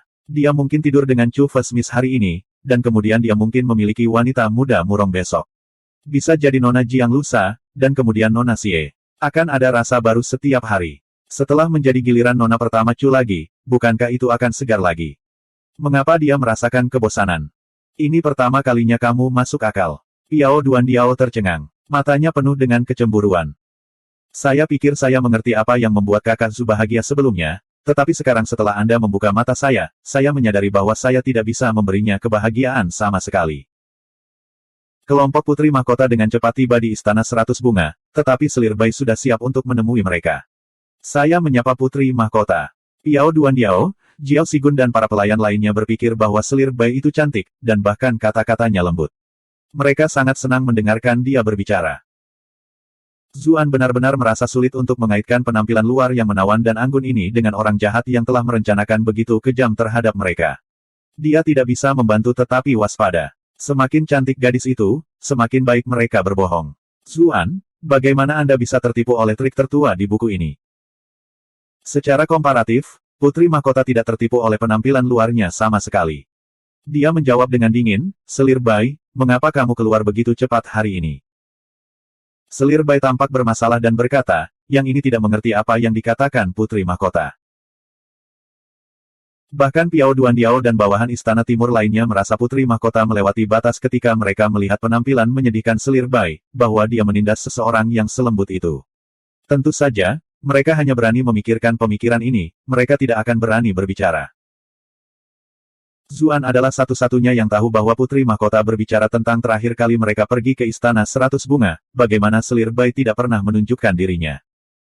Putri Mahkota mendengus dan tidak mengatakan apa-apa lagi. Lagi pula, ini bukan masalah yang bisa dia bicarakan dengan mudah. Dia berjalan langsung ke Istana 100 Bunga, dan duduk di kursi paling penting segera setelah dia masuk. Dia melihat sekeliling dan berkata, "Mengapa aku tidak melihat pelayanmu itu? Apakah Putri Mahkota berbicara tentang Xin Rui?" Selir Bai menjawab, dia meminta cuti beberapa hari yang lalu, jadi dia tidak ada di sini. Dia belum kembali. Dia meminta cuti. Apakah Anda yakin dia tidak hanya dibungkam? Putri Mahkota mencibir. Selir Bai tetap tidak terpengaruh. Putri Mahkota pasti bercanda. Putri Mahkota membanting kursinya. Siapa yang bercanda denganmu? Pria, tangkap wanita rendahan ini dan pukul wajahnya. Piao Duandiao dan penjaga lainnya mengerutkan kening di dalam. Mereka tidak mengerti apa yang coba dilakukan Putri Mahkota. Tentu saja, hal semacam ini membutuhkan kontak fisik dengan selir, jadi tidak boleh dilakukan oleh para pria. Sebagai gantinya, Rong Mo berjalan maju dengan sikap mengancam bersama beberapa pelayan. Para pelayan Istana 100 Bunga semuanya terkejut. Mereka secara tidak sadar berpikir untuk melindungi tuan mereka. Namun, bagaimana mereka bisa menjadi pasangan untuk Rong Mo? Mereka dihempaskan kembali oleh kekuatannya, dan selir Bai ditahan segera sesudahnya. Rong Mo mengangkat tangannya tinggi-tinggi, tetapi tepat ketika dia baru saja akan menurunkannya, selir Bai berbicara. Putri Mahkota, bahkan jika kamu ingin menyerangku, kamu setidaknya harus memberiku alasan. Putri Mahkota berkata dengan acuh tak acuh, kamu memperlakukanku dengan tidak hormat. Menurut undang-undang istana, saya secara alami memiliki hak untuk menyerang Anda. Petik 2. Yang ini selalu memperlakukan Putri Mahkota dengan hormat. Saya tidak pernah berani menunjukkan kelalaian dalam hal ini. Aku ingin tahu apa rasa tidak hormat yang kamu bicarakan ini. Selir Bai mendapatkan simpati dari para penonton dengan penampilannya yang menyedihkan. Ada air mata di matanya saat dia melihat sekeliling. Ada begitu banyak orang yang menonton. Semuanya bisa menjadi saksi. Apakah begitu? Lalu apakah kalian semua merasa bahwa aku mempersulit selir Bai tanpa alasan? Putri Mahkota mengamati tempat itu dengan tatapan tajamnya. Semua pelayan dan Kasim itu menggelengkan kepala. Kami tidak. Zuan tidak bisa menahan tawa. Orang-orang ini semua takut dengan pelecehan tirani, Putri Mahkota. Sejujurnya, meskipun Putri Mahkota tidak setua itu, kekaguman yang dia ilhami jauh lebih besar daripada orang lain seusianya. Saat itu, selir Bai memandang Zuan. Tuan Zhu, bisakah Anda berbicara beberapa patah kata demi keadilan? Putri Mahkota mengerutkan kening. Wanita rendahan ini suka merayu pria dengan penampilannya yang menyedihkan. Dia tidak mengatakan apa-apa kali ini dan menatap Zuan dengan penasaran, ingin melihat bagaimana dia akan menjawab. Zuan berkata dengan senyum malu, kami sebenarnya tidak sedekat itu. Meskipun selir Bai pernah bertemu dengannya sendirian sebelumnya, memberinya beberapa hadiah, dan bahkan menawarinya teh 100 bunga, yang berarti hubungan mereka seharusnya tidak seburuk itu, dia hampir selesai dengannya kali ini. Karena itu, dia tidak bisa bersikap lembut di sini. Laki-laki semua melupakan kebaikan dan keadilan. Saya membantu Anda sebelumnya, tetapi Anda begitu cepat berbalik, terdengar suara di sebelah telinga Zuan, disertai dengan desahan. Matanya melebar, karena selir Bai hanya menatapnya dengan matanya yang besar dan berkabut, tetapi dia belum membuka mulutnya. Tapi kata-kata ini jelas diucapkan olehnya. Selir Bai sebenarnya adalah ahli tersembunyi. Lebih jauh lagi, yang lebih penting adalah suara yang dia ajak bicara. Rong Mo akhirnya menjadi tidak sabar dan telapak tangannya terbang ke bawah, tetapi Zuan dengan cepat berjalan ke depan untuk menghentikannya. Tunggu. Rong Mo mengerutkan kening. Dia memberinya tatapan dingin. Yang lain berkeringat dingin karena Zuan. Anda tidak bisa melawan Putri Mahkota hanya karena dia menyukai Anda. Piao Duandiao dan Jiao Sigun bertukar pandang. Dapat menyebabkan konsekuensi yang buruk. Putri Mahkota menjadi tidak senang dan bertanya, apa yang kamu lakukan? Zuan berkata pelan, selir Bai memiliki hal-hal yang ingin dia katakan kepada Putri Mahkota. Apakah mungkin untuk membuat semua orang pergi untuk saat ini? Petik 2. Putri Mahkota mengangkat alisnya. Dia tidak akan mengedipkan mata jika selir Bai mengatakannya, tetapi jika Zuan yang mengucapkan kata-kata itu, maka dia tahu pasti ada alasan untuk itu. Setelah sedikit ragu, dia melambaikan tangannya, memberi isyarat agar Rong Mo dan yang lainnya pergi. Putri Mahkota, Rong Mo khawatir sesuatu akan terjadi pada Putri Mahkota jika dia ditinggalkan di sini sendirian. Putri Mahkota berkata dengan acuh tak acuh, tidak apa-apa. Kalian semua harus menjaga pintu masuk. Tidak ada yang diizinkan masuk tanpa perintah saya. Petik 2. Rong Mo tidak punya pilihan selain pergi. Dia menatap Zuan dengan penuh kebencian ketika dia berjalan melewatinya. Putri Mahkota selalu mendiskusikan segalanya denganku sebelumnya, dan tidak akan pernah menyembunyikan sesuatu dariku. Sekarang, anak ini muncul entah dari mana dan tiba-tiba aku merasa terasing dari Putri Mahkota. Ada banyak hal yang bahkan tidak bisa saya dengarkan lagi. Semua orang suka memanggil wanita Vixen, tapi menurut saya, ini mungkin Raja Vixen pria. Anda telah berhasil mengendalikan Rong Mo untuk plus 233 plus 233 plus 233. Ketika semua orang mundur, Putri Mahkota menatap Selir Bai dengan dingin. Berbicara, apa yang harus kamu katakan padaku? Selir Bai berdiri dari tanah. Dia tidak lagi membawa suasana menyenangkan seperti biasanya, dan seluruh sikapnya malah menjadi sangat tenang. Aku tahu kenapa kamu datang hari ini. Namun, saya dapat memberitahu Anda dengan jelas bahwa orang yang menjebak Anda hari itu bukan saya. Sebaliknya, aku bahkan menyelamatkan kalian berdua. Bab 727, Belati tersembunyi di balik senyum. Ekspresi Putri Mahkota berubah dan dia berseru, apa artinya ini? Zuan berkata, dia tidak berbohong. Semuanya terjadi terlalu tiba-tiba hari itu. Ada satu hal yang saya tidak punya waktu untuk memberitahu Anda tentang. Ketika saya berada di dalam ruangan, dan kami berdua. Dalam situasi itu, ketika kami berdua tidak tahu apa yang harus dilakukan, saya mendengar seorang wanita memperingatkan kami untuk melarikan diri secepat mungkin.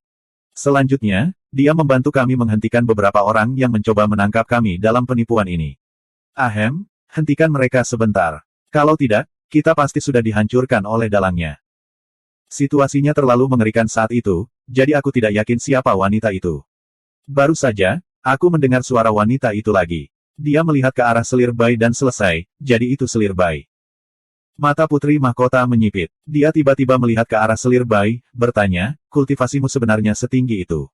Apakah Anda memiliki motif tersembunyi untuk mendekati Putra Mahkota? Selir Bai berkata dengan acuh tak acuh, Putri Mahkota, jangan lupa bahwa saya ditugaskan ke Putra Mahkota oleh Yang Mulia. Alasan saya semakin dekat dengan Putra Mahkota adalah pertama untuk melayaninya, dan yang kedua tentu saja untuk melindunginya. Petik 2. Zuan menghela nafas menyesal. Bagaimana si gemuk sialan itu layak melayani seorang wanita sehebat ini? Namun, sesuatu diklik di dalam dirinya pada saat itu. Tunggu, wanita ini dikirim oleh Kaisar. Bukankah itu berarti Kaisar tahu tentang apa yang terjadi antara aku dan Putri Mahkota? Wajah Putri Mahkota langsung memucat. Dia jelas menyadari fakta itu juga. Selir Bai memperhatikan perubahan ekspresi mereka. Dia terkikik dan berkata, kalian berdua benar-benar roh yang sama, bahkan pikiran Anda menuju ke arah yang sama. Jangan khawatir, saya tidak melaporkan apa yang terjadi pada Yang Mulia. Kalau tidak, bagaimana kalian berdua bisa tiba di sini dengan selamat? Ekspresi Putri Mahkota berubah dingin. Apakah kamu mengancamku? Selir Bai menggelengkan kepalanya. Aku tidak mengancammu, tapi memberitahumu bahwa kita semua berada di kapal yang sama. Skema Rajaki melawan Putra Mahkota semakin menyusahkan. Ujian besar Putra Mahkota akan segera datang. Apa artinya dalam diri kita, saudara perempuan yang sedang bertengkar sekarang? Yang paling penting adalah membantu Putra Mahkota keluar dari kesulitannya saat ini. Putri Mahkota menatap Selir Bai. Tetapi tepat ketika Zuan berpikir bahwa dia hampir gila, ekspresi seriusnya tiba-tiba menjadi sangat ramah. Aku tidak menyangka adik perempuan Selir Bai telah melakukan begitu banyak hal untukku. Saya agak terlalu berpikiran kuat, dan saya mungkin telah menyinggung Anda, adik perempuan. Tolong jangan dibawa ke hati. Di masa depan, kami akan melayani dan membantu Putra Mahkota di atas tahta kekaisaran bersama. Petik 2. Selir Bai juga mendapatkan kembali senyum manis namun malu-malunya yang biasa ketika dia berkata, saya khawatir saya mungkin harus merepotkan kakak perempuan untuk mendapatkan lebih banyak petunjuk di masa depan. Saya akan mengikuti kakak perempuan dengan setia. Petik 2. Meskipun sebenarnya, Selir Bai sedikit lebih tua dari Putri Mahkota, bagaimanapun juga Putri Mahkota adalah istri utama, jadi tidak salah baginya untuk menggunakan istilah kakak perempuan. Zuan benar-benar terpana. Mereka berdua telah saling menyerang beberapa saat yang lalu, namun sekarang, mereka sedekat saudara kandung. Bukankah perbedaan ini agak terlalu drastis? Pada saat itu, dia mulai mempertanyakan kehidupan. Sepertinya aku tidak bisa mempercayai gadis-gadis cantik itu tidak peduli seberapa dekat mereka di permukaan. Zuan akhirnya tidak bisa mentolerir keduanya lagi. Dia batuk ringan untuk menghentikan tindakan mereka. Selir Bai, aku yakin Xin Rui tidak benar-benar mengambil cuti, kan? Selir Bai menyingkirkan senyum formalnya. Memang, setelah hari itu, Xin Rui menghilang tanpa jejak. Saya menduga bahwa dia tidak hanya pergi, dia mungkin juga telah dibungkam oleh dalang yang sebenarnya. Petik 2. Putri Mahkota membuka mulutnya, tetapi ada sedikit keraguan di wajahnya. Pada akhirnya, dia menahan diri dan tidak mengatakan apa-apa. Zuan menebak pikirannya dan membantunya dengan bertanya, lagi pula, Xin Rui adalah pelayan pribadimu. Mengapa dia dibeli oleh yang lain? Petik 2. Putri Mahkota memberinya tatapan kagum. Orang ini sangat mengerti saya. Untuk beberapa alasan, dia mengingat adegan mereka berciuman lagi, yang membuatnya tiba-tiba memerah. Dia dengan cepat menenangkan dirinya dan membuang pikiran tidak masuk akal itu dari kepalanya. Selir Bai menghela nafas dan berkata, aku juga tidak mengerti. Dari apa yang saya tahu, Xin Rui seharusnya sangat baik hati. Bahkan sekarang, sulit bagiku untuk percaya bahwa dia melakukan hal seperti itu. Pada akhirnya, saya percaya itu karena saya hidup dalam pengasingan begitu lama sehingga saya mengabaikan pikiran bawahan saya. Itu sebabnya dia akhirnya tergoda oleh orang lain. Petik 2. Apakah menurutmu itu si Jun? Zuan bertanya. Orang yang datang untuk menangkapnya dan Putri Mahkota adalah si Jun. Pihak lain adalah pejabat gerbang Huang, jadi dia bisa masuk dan keluar istana sesuka hati. Sangat mungkin baginya untuk berkolusi dengan Xin Rui. Selir Bai menggelengkan kepalanya. Saya tidak tahu. Zuan dan Putri Mahkota saling bertukar pandang. Sepertinya mereka harus menyelidiki masalah ini dari sudut ini. Putri Mahkota akhirnya angkat bicara. Hari itu, kenapa kamu datang belakangan? Dia terlalu malu untuk melanjutkan. Selir Bai memberinya senyum pengertian. Kakak, jangan khawatir. Hal ini merupakan kejahatan yang diancam dengan pemberantasan marga. Xin Rui tidak berani menggunakan orang lain, jadi dia secara pribadi melakukan semuanya. Saya perhatikan bahwa dia bertingkah aneh dan mengikutinya ke sini. Ketika saya tiba, saya dapat menghentikan orang-orang si Jun. Itu sebabnya tidak ada orang lain yang melihat seperti apa kakak perempuan saat itu. Petik 2. Dia tiba-tiba berhenti. Matanya berhenti pada tubuh Zuan, ekspresinya ambigu. Arti yang dimaksudkannya jelas. Selain dia, tidak ada pria lain yang melihatmu. Namun, masalah ini terlalu sensitif, jadi dia tidak ingin memulai konflik lebih lanjut. Jejak rasa malu melintas di wajah Putri Mahkota. Segera setelah itu, dia memulihkan rasa dinginnya yang biasa. Ngomong-ngomong, Sir Zhu hampir dibungkam hari itu di Istana Kekaisaran. Apakah Selir Bai punya petunjuk tentang ini? Petik 2. Selir Bai menggelengkan kepalanya. Saya biasanya tidak terlibat dalam hal-hal semacam ini. Bagaimana saya bisa tahu sesuatu? Putri Mahkota hanya bisa bertanya, kalau begitu, apakah pelayanmu punya keluarga? Dia jelas berencana untuk mulai menyelidiki dari sudut itu. Selir Bai berpikir sebentar, dan kemudian menjawab dengan tidak yakin, ayahnya telah meninggal, jadi dia tumbuh bersama ibunya. Oh, benar, dia sepertinya punya adik laki-laki. Adapun hal lain, saya tidak tahu. Anda harus memeriksa dengan urusan internal untuk perincian yang tepat. Petik 2. Putri Mahkota mengajukan beberapa pertanyaan lagi, tetapi Selir Bai tidak tahu jawaban untuk sebagian besar pertanyaan itu. Dia benar-benar tampak menjadi wanita yang manis dan naif yang selalu tinggal di kediamannya. Namun, setelah mengalami hal-hal seperti itu, tidak ada yang akan menganggapnya sebagai orang seperti itu. Ketika mereka meninggalkan Istana 100 Bunga, Putri Mahkota memberi isyarat agar bawahannya menjauh sedikit. Dia memiliki sesuatu untuk dikatakan kepada Zuan sendirian. Rong Mo memiliki ekspresi pahit. Vixen jantan ini semakin banyak disukai. Piao Duandiao dan Jiao Sigun bertukar pandang. Mereka berdua melihat kekhawatiran di mata satu sama lain. Kakak mereka Zhu dan Putri Mahkota agak terlalu dekat. Apakah keduanya benar-benar tidak akan saling menghindari setelah hal sebesar itu terjadi? Mereka berdua menajamkan telinga. Mereka ingin mendengar apa yang mereka berdua katakan satu sama lain. Mereka adalah dua penjaga kekaisaran dari Istana Timur, jadi mereka harus memikul tanggung jawab untuk memantau situasi. Jika subjek luar benar-benar berakhir bermain-main dengan wanita Istana Timur, mereka juga akan disalahkan. Mereka berpikir bahwa jika mereka merasakan sesuatu yang aneh di antara keduanya, mereka harus segera memperingatkan Zuan dan mengatakan kepadanya bahwa dia benar-benar tidak dapat membuat kesalahan seperti itu. Meskipun Putri Mahkota cantik, dia bukan seseorang yang bisa dia tangani. Namun, mereka menghela nafas lega segera setelah itu, karena keduanya berbicara tentang topik yang benar-benar normal. Dia mengobrol dengan Zuan dengan cara yang sama seperti dia berbicara dengan tokoh penting lainnya. Meskipun mereka berdua sepertinya mengobrol tentang segala macam subjek yang berpikiran tinggi, mereka sebenarnya berbicara dengan transmisi Qi. Zuan berkata, Putri Mahkota, mari kita mulai dari keluarga Xin Rui. Mari kita lihat apakah kita bisa menemukan sesuatu. Putri Mahkota menjawab, sisi itu mungkin sudah dibersihkan oleh pihak lain, jadi kita tidak akan menemukan banyak, tapi kita bisa mencobanya. Kamu cukup tajam, jadi lihat dan lihat apakah kamu memperhatikan sesuatu. Petik 2. Zuan mengangguk. Ngomong-ngomong, apa pendapatmu tentang selir bayi? Selir bayi. Putri Mahkota mencibir. Temukan kesempatan untuk diam-diam berurusan dengannya. Zuan terdiam. Bukankah Anda mengobrol dengan baik dengannya beberapa saat yang lalu? Mengapa Anda memiliki begitu banyak niat membunuh sekarang? Dia tidak bisa tidak bertanya, bukankah sebaiknya kita fokus pada musuh kita yang sebenarnya dulu sekarang?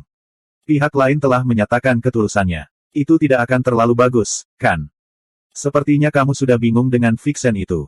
Putri Mahkota menatapnya dan berkata, ini tidak lebih dari taktik mengulur waktu. Dia memiliki kita dengan tenggorokan sekarang. Dia akan bertindak segera setelah masalah ujian ini selesai dan menggantikanku untuk menjadi Putri Mahkota yang baru. Bagaimana saya bisa membiarkan dia melakukan apa yang dia inginkan? Petik 2. Bab 728, Polisi Buruk. Ketika dia melihat penampilan Zuan yang tercengang, Putri Mahkota bertanya dengan sedih, apa, menurutmu aku terlalu kejam lagi? Zuan menghela nafas. Aku pikir kamu agak terlalu tanpa ampun. Putri Mahkota berkata dengan dingin, istana kekaisaran ini adalah tempat yang kejam. Ini membunuh atau dibunuh. Mereka yang tidak bisa melakukan hal-hal yang tidak berperasaan telah memadati kuburan. Zuan tidak bisa menahan diri untuk tidak menjawab, mengapa ada kebutuhan untuk melakukan ini. Kalian berdua adalah sekutu. Jika Anda salah menebak niatnya, maka Anda mungkin malah membantu orang-orang Raja Qi. Petik 2. Saya tidak akan menempatkan keselamatan saya sendiri di tangan orang lain. Putri Mahkota memberi Zuan pandangan sekilas. Apa? Apa kamu merasa tidak enak padanya? Jangan lupa bahwa kita berdua terikat bersama sekarang. Jika dia akhirnya melakukan sesuatu, saya akan selesai, dan Anda akan lebih mati. Petik 2. Zuan terdiam. Dia tahu bahwa apa yang dia katakan adalah benar. Ketika dia melihat reaksinya, nada suara Putri Mahkota mereda. Jika bukan karena kita tidak punya pilihan, aku juga tidak ingin hal-hal seperti ini. Namun, satu-satunya yang bisa kupercaya saat ini adalah kamu. Saya tidak bisa mempercayakan masalah ini kepada orang lain. Itulah mengapa Anda tidak bisa membiarkan emosi memengaruhi keputusan Anda. Zuan berkata pelan, saya tahu apa yang harus saya lakukan. Tetap saja, meskipun rencananya adalah yang paling aman, dia tidak ingin menjadi pedangnya. Putri Mahkota mengangguk puas ketika dia melihat bahwa dia tidak secara langsung menentangnya. Ketika kelompok mereka kembali ke Istana Timur, dia kembali ke kamar dalam untuk beristirahat. Zuan disambut dengan ucapan selamat dari rekan-rekannya, tetapi di dalam, dia memiliki terlalu banyak hal untuk dipikirkan. Tiba-tiba, seorang Kasim yang lebih rendah memberitahunya bahwa Yang Mulia telah memanggilnya. Semua orang di Istana Timur memiliki ekspresi iri di wajah mereka. Terlepas dari beberapa subjek hebat dengan otoritas luar biasa, mungkin tidak banyak orang lain yang dapat bertemu dengan Kaisar lagi dan lagi. Mereka bahkan bertanya-tanya apakah para selir bertemu dengan Yang Mulia seperti Zuan. Tapi Zuan tahu bahwa ini sama sekali bukan berkah. Tekanan yang dia alami selama setiap pertemuan sangat besar. Orang itu sangat murung dan sama-sama paranoid. Dengan satu kesalahan, hidup Zuan akan hilang. Alasan dia dipanggil kali ini kemungkinan besar karena rumor yang melibatkan Putri Mahkota. Benar saja, ketika Zuan tiba di ruang belajar kekaisaran, Kaisar yang tampak muram menatapnya dengan tatapan yang tak terduga. Aku dengar Putri Mahkota mempromosikanmu menjadi bendahara. Zuan menggigil dalam hati. Begitu sedikit waktu telah berlalu, namun Kaisar sudah tahu. Dia memiliki mata dan telinga di mana-mana di istana ini. Dia menjawab, membalas Yang Mulia, Putri Mahkota memang mempromosikan saya menjadi bendahara. Kaisar berkata tanpa emosi, saya mendengar bahwa Putri Mahkota bahkan berbicara dengan Anda secara pribadi, dan para Kasim dan pelayan dibuat untuk menunggu di luar. Zuan menjawab, hati Putri Mahkota murni dan jernih seperti bulan. Dia hanya memiliki masalah resmi untuk didiskusikan denganku, jadi tidak ada alasan untuk menghindari satu sama lain. Dia sangat pintar. Dia tahu bahwa semakin banyak hal seperti ini, semakin akan membuat orang lain diam. Kaisar tiba-tiba mengubah topik pembicaraan. Namun, Kaisar ini masih curiga ada sesuatu yang terjadi di antara kalian berdua. Ekspresi Zuan sedikit berubah dan dia dengan cepat berkata, Yang Mulia bijaksana dan brilian. Putri Mahkota dan aku tidak bersalah. Kami benar-benar difitnah dan dijebak. Masalah ini sudah melalui banyak penyelidikan, dan bahkan Sir Libationer diundang untuk menanyai saya. Mereka semua bisa membuktikan ketidakbersalahan saya. Petik 2. Kaisar mendengus. Kudengar kalian semua baru saja pergi ke istana 100 bunga, apakah itu benar? Zuan berpikir dalam hati bahwa pikiran orang ini benar-benar melompat-lompat dengan cepat. Tentu saja, ekspresinya masih tetap hormat di permukaan saat dia menjawab, ya. Kenapa kamu ke sana dulu? Apakah sesuatu terjadi di sana? Kaisar duduk tinggi di singgasana naganya, jadi sulit untuk melihat ekspresinya saat ini. Zuan berpikir, mungkinkah Kaisar sudah mengetahui sesuatu? Namun, dia masih terlihat agak tenang di permukaan. Putri Mahkota curiga bahwa yang ada di balik layar adalah selir bayi. Lalu mengapa mereka terdengar seolah-olah mereka akur begitu cepat setelahnya? Kaisar membawakan teh ke bibirnya. Zuan tidak bisa diganggu dengan fakta bahwa kecerdasan Kaisar sangat tepat. Itu karena sifat selir bayi baik, dan dia dengan cepat menjelaskan kesalahpahaman. Selanjutnya, ujian Putra Mahkota sudah dekat, jadi mereka ingin bekerja sama melalui persidangan ini dan menghindari komplikasi lebih lanjut. Petik 2. Kaisar mendengus. Setidaknya mereka tahu untuk memikirkan gambaran yang lebih besar. Lalu dia melanjutkan, lalu menurutmu siapa yang menjebakmu? Zuan berkata dengan cemberut, saya tidak yakin. Kamu tidak yakin? Kaisar mencibir. Kamu bahkan mengatakan bahwa klan Si yang menyakitimu di penjara kekaisaran. Zuan menjelaskan, itu hanya tebakan acak. Saya bisa mengatakan itu kepada ketiga menteri itu, tetapi saya tidak punya bukti, jadi saya tidak berani membuat klaim acak kepada Yang Mulia. Petik 2. Suasana hati Kaisar membaik ketika dia melihat betapa bijaksananya Zuan. Apakah kamu tahu mengapa Kaisar ini memutuskan untuk membuatmu tetap hidup kali ini? Zuan bertanya penuh tanya, karena Tuan Pembebasan membuktikan bahwa saya tidak bersalah. Kaisar mencibir, ada sesuatu yang tidak kamu mengerti. Pembebasan itu tidak di sini untuk membuktikan bahwa Anda tidak bersalah, melainkan Putri Mahkota. Fakta bahwa seorang subjek terlibat dalam rumor semacam ini dengan Putri Mahkota sudah merupakan kejahatan yang bahkan kematian tidak dapat menebusnya. Subjek ini salah. Zuan berkeringat dingin. Sepertinya dia masih meremehkan Kaisar ini. Keparat, aku sendiri adalah seorang Kaisar di penjara bawah tanah rahasia Yinsang.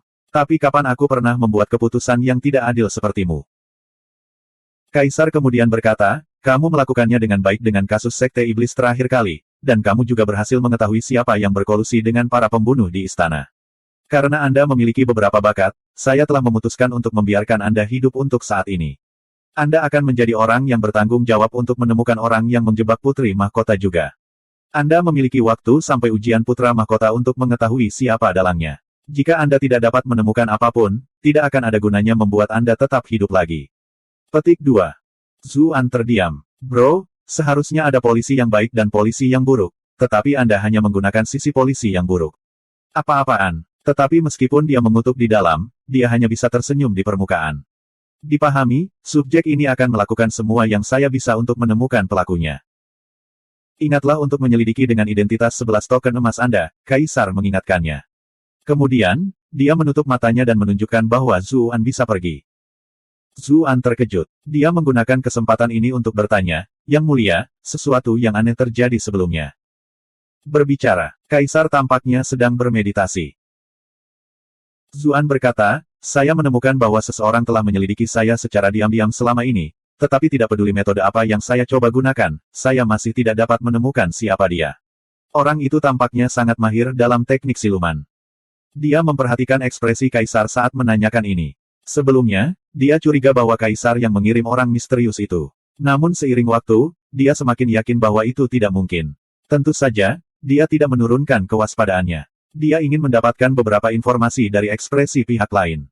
Apa? Mata Kaisar tiba-tiba melebar. Pada saat itu, ekspresinya menjadi sangat tajam. Karena kamu tahu orang ini sangat mahir dalam teknik sembunyi-sembunyi, lalu bagaimana kamu menemukannya?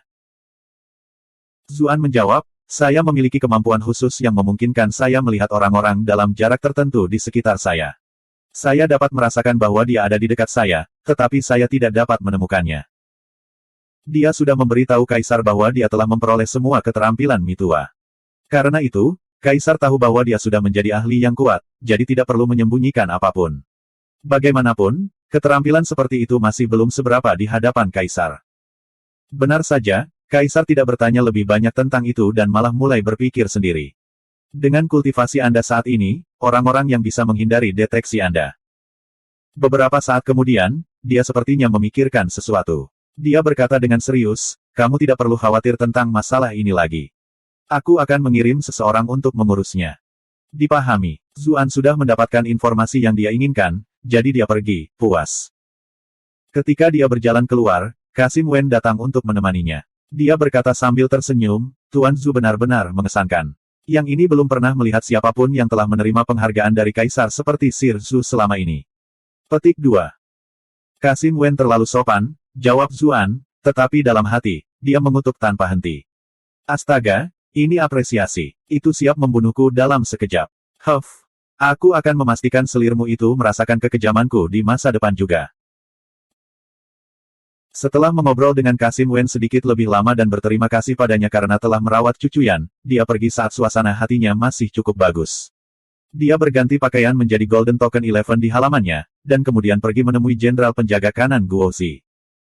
Guozi menangkupkan tangannya saat mendengar kedatangan Zuan.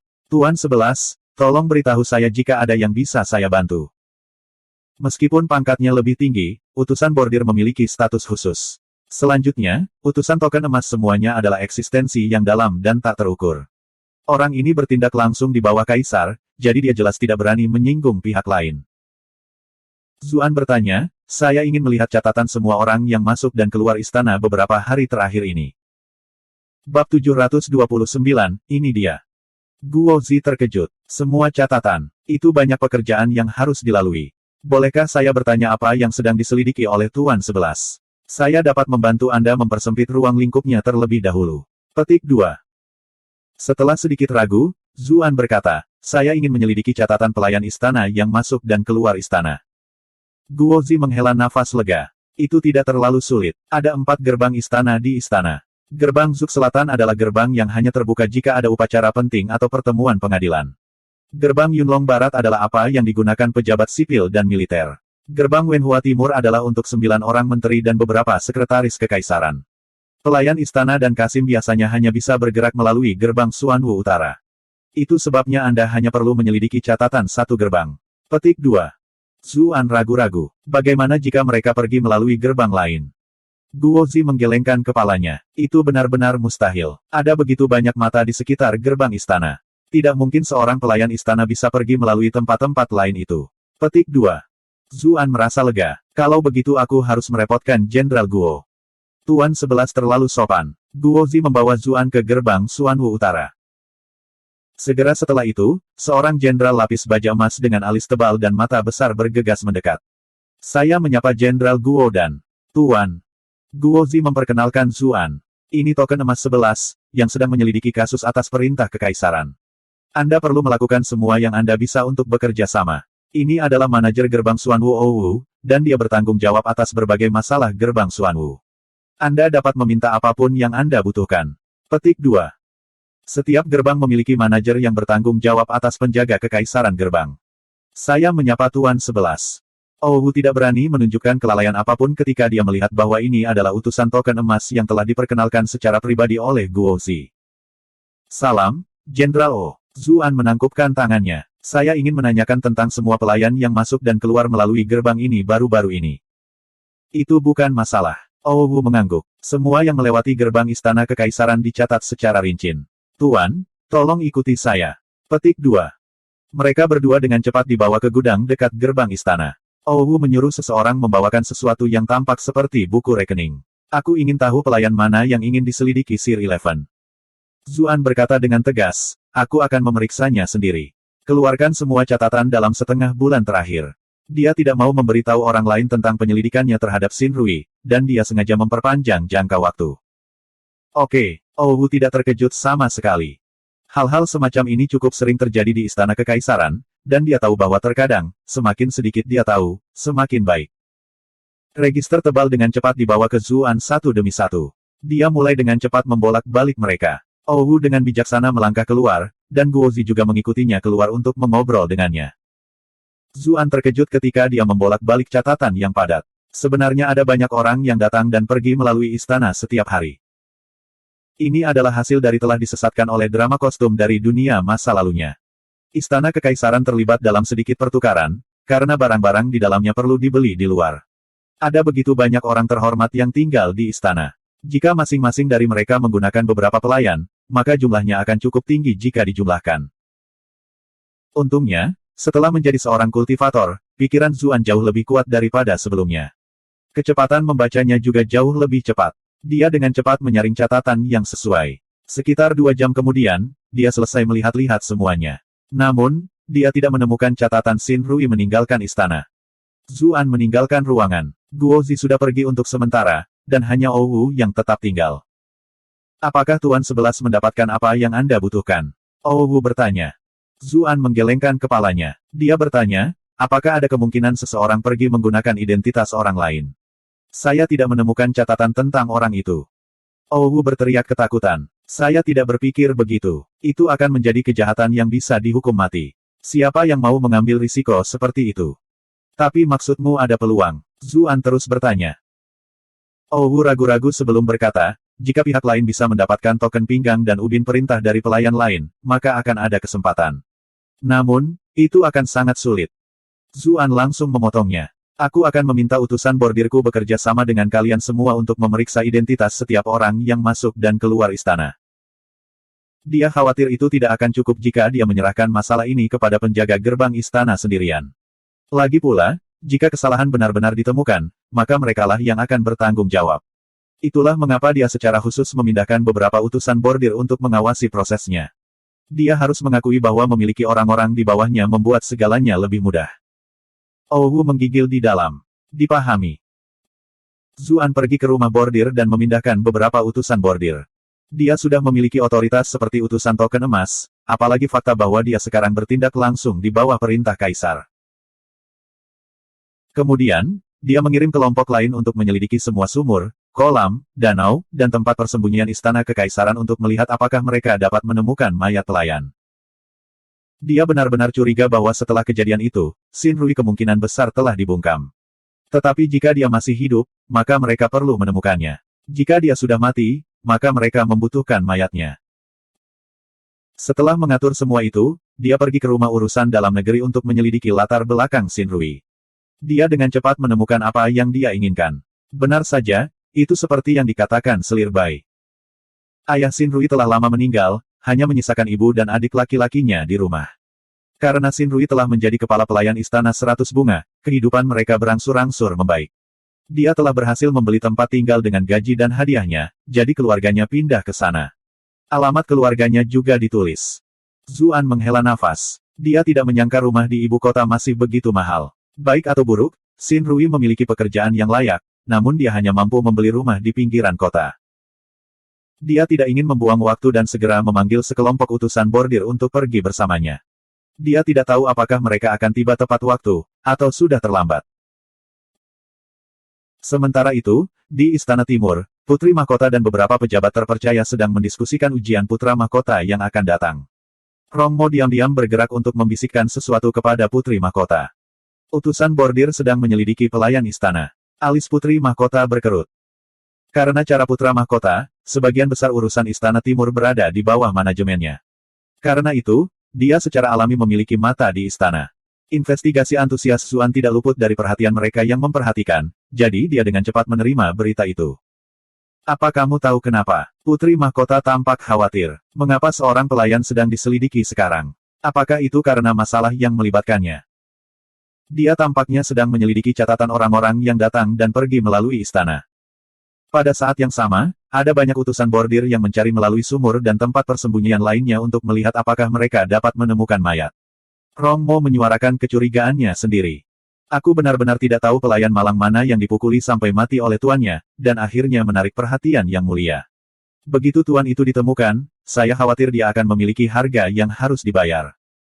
Wajah Putri Mahkota memucat. Bagaimana bisa kematian seorang pelayan istana biasa menarik perhatian begitu banyak utusan bordir? Ini jelas seseorang yang mengejarnya. Mengapa utusan bordir ini mengetahui bahwa ada sesuatu yang salah dengan pelayan begitu cepat? Di mana Tuan Su? Suruh dia menemuiku sekarang. Putri Mahkota sangat bingung dan bingung sekarang. Dia tidak bisa mendiskusikan masalah ini dengan orang lain, jadi dia secara naluriah memikirkan Zuan. Orang itu bahkan mampu bertahan dari cobaan berat semacam itu, jadi dia juga harus memiliki jalan keluar dari masalah ini. Untuk beberapa alasan, hatinya yang cemas tampak sedikit tenang setiap kali dia memikirkannya. Rongmo mendengus. Orang itu tidak kembali setelah dia dipanggil oleh Yang Mulia. Dia masih di ruang belajar kekaisaran. Ekspresi Putri Mahkota berubah. Apakah sesuatu terjadi padanya? Aku dengar dia keluar, tapi dia tidak kembali untuk menyambut Putri Mahkota. Dia benar-benar tidak menghormati Yang Mulia. Romo terus mengoceh, menggunakan kesempatan ini untuk membalas dendam pada Vixen jantan yang menyebalkan itu. Ini semua salahnya karena mencuri tempatku di bawah Putri Mahkota. Putri Mahkota menghela nafas lega ketika dia mendengar bahwa Zuan baik-baik saja. Pikiran pelayan pribadinya tidak luput dari perhatiannya, tetapi dia tidak berencana untuk mengeksposnya. Lagi pula, memandang Zuan terlalu baik di depan orang lain bukanlah hal yang baik. Benar, utusan bordir mana yang bertanggung jawab atas penyelidikan kali ini? Putri Mahkota mengambil cangkir tehnya. Pada saat yang sama, dia bertanya-tanya apakah dia bisa menggunakan koneksinya untuk berhubungan dengannya. Meskipun utusan bordir bekerja langsung di bawah Yang Mulia, setelah bertahun-tahun mengelola Istana Timur, dia memiliki hubungan persahabatan dengan tuan-tuan di sana. Orang yang bertanggung jawab tampaknya menjadi token emas, saya percaya itu Tuan 11. Rong Mo menjawab. Tuan 11. Teh Putri Mahkota hampir tumpah. Ekspresinya segera menjadi agak bingung dan malu. Jadi itu dia. Bab 730, Pria Tangguh. Zuan melanjutkan penyelidikannya dengan kelompok utusan bordirnya. Dia mencari ibu dan saudara laki-laki Xin Rui sesuai dengan alamat yang tercatat dalam dokumen urusan internal. Utusan bordir ini tidak seperti Zuan, yang baru saja tiba di ibu kota. Mereka semua akrab dengan jalan-jalan dan gang-gang ibu kota, jadi mereka menemukan halaman segera sesudahnya. Utusan bordir dibagi menjadi beberapa kelompok ahli. Satu kelompok berputar ke pintu belakang, sementara yang lain menempati titik-titik tinggi dan mengamati sekeliling. Namun kelompok lain menjaga berbagai pintu masuk ke gang. Kelompok yang tersisa kemudian naik ke pintu masuk utama untuk mengetuk pintu. Setelah mengetuk beberapa kali tanpa mendengar reaksi, mereka langsung menendang pintu hingga terbuka dan menyerbu masuk dengan ganas. Zuan perlahan masuk. Dia tidak perlu melakukan apapun sendiri, jadi dia punya lebih banyak waktu untuk memeriksa detail di sekitarnya. Ketika dia melihat pemandangan di dalam halaman, dia menghela nafas. Sepertinya dia masih terlambat. Benar saja, seseorang melaporkan kembali kepadanya segera sesudahnya. Tuan 11, kami tidak menemukan target kami. Dilihat dari pemandangan di dalam, sudah berhari-hari sejak orang terakhir tinggal di sini. Zuan mengangguk dan berkata, gali seluruh halaman dan lihat apakah ada mayat. Juga, tanyakan tetangga sekitar untuk melihat apakah kami dapat menemukan petunjuk. Utusan bordir dengan cepat berangkat untuk mengurus tugas mereka. Halaman dengan cepat digali. Bagaimanapun, para pembudidaya dapat melakukan hal-hal seperti itu lebih cepat daripada orang biasa. Sayangnya, mereka tidak menemukan apapun. Seseorang membawa seorang wanita yang lebih tua dan berkata, Tuan 11, dia menyelinap dan melihat ke arah ini sebelumnya. Wanita yang lebih tua itu dengan cepat melambaikan tangannya dan berkata, saya dianiaya di sini. Saya hanya ingin tahu apa yang telah dilakukan klan Hua salah, aku jelas bukan penjahat. Wanita klan Hua yang tinggal di sini pasti. Klan Hua. Zuan ingat bahwa nama keluarga Xin Rui adalah Hua sebelum dia bergabung dengan istana. Ketika dia mendengar wanita yang lebih tua mengkritiknya seperti ini, dia bertanya, apakah kamu menyimpan dendam dengan klan ini? Ekspresi wanita tua itu berubah.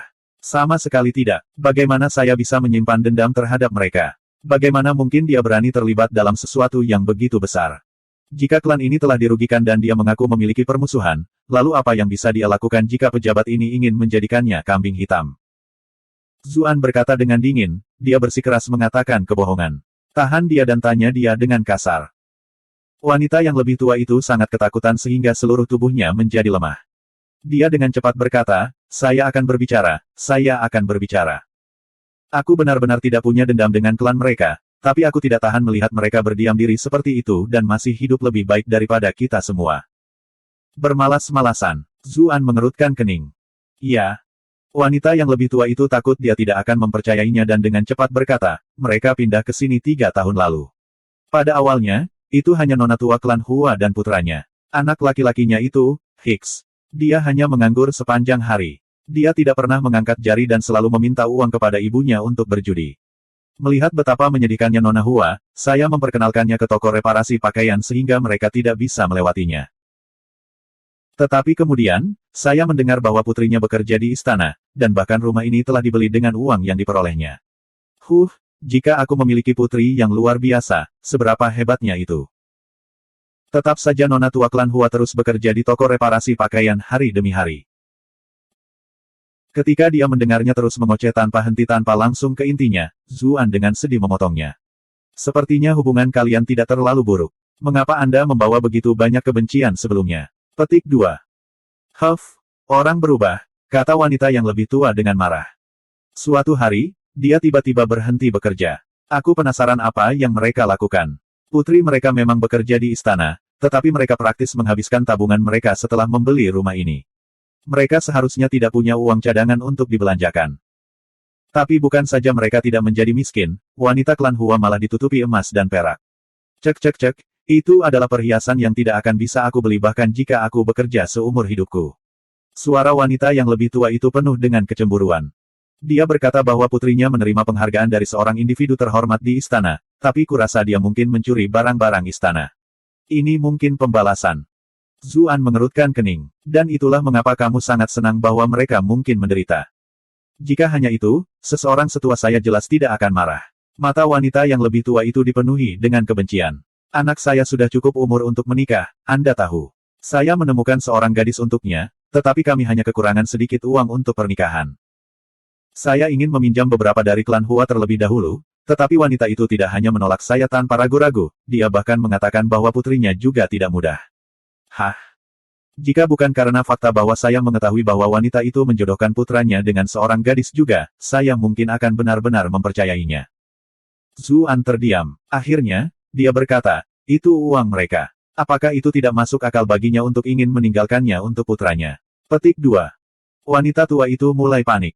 Tapi seberapa miskinnya mereka saat pertama kali tiba di ibu kota. Jika bukan karena bantuanku, mereka pasti sudah mati kelaparan. Namun ketika saya membutuhkan bantuan, dia malah berpura-pura tidak mengenal saya.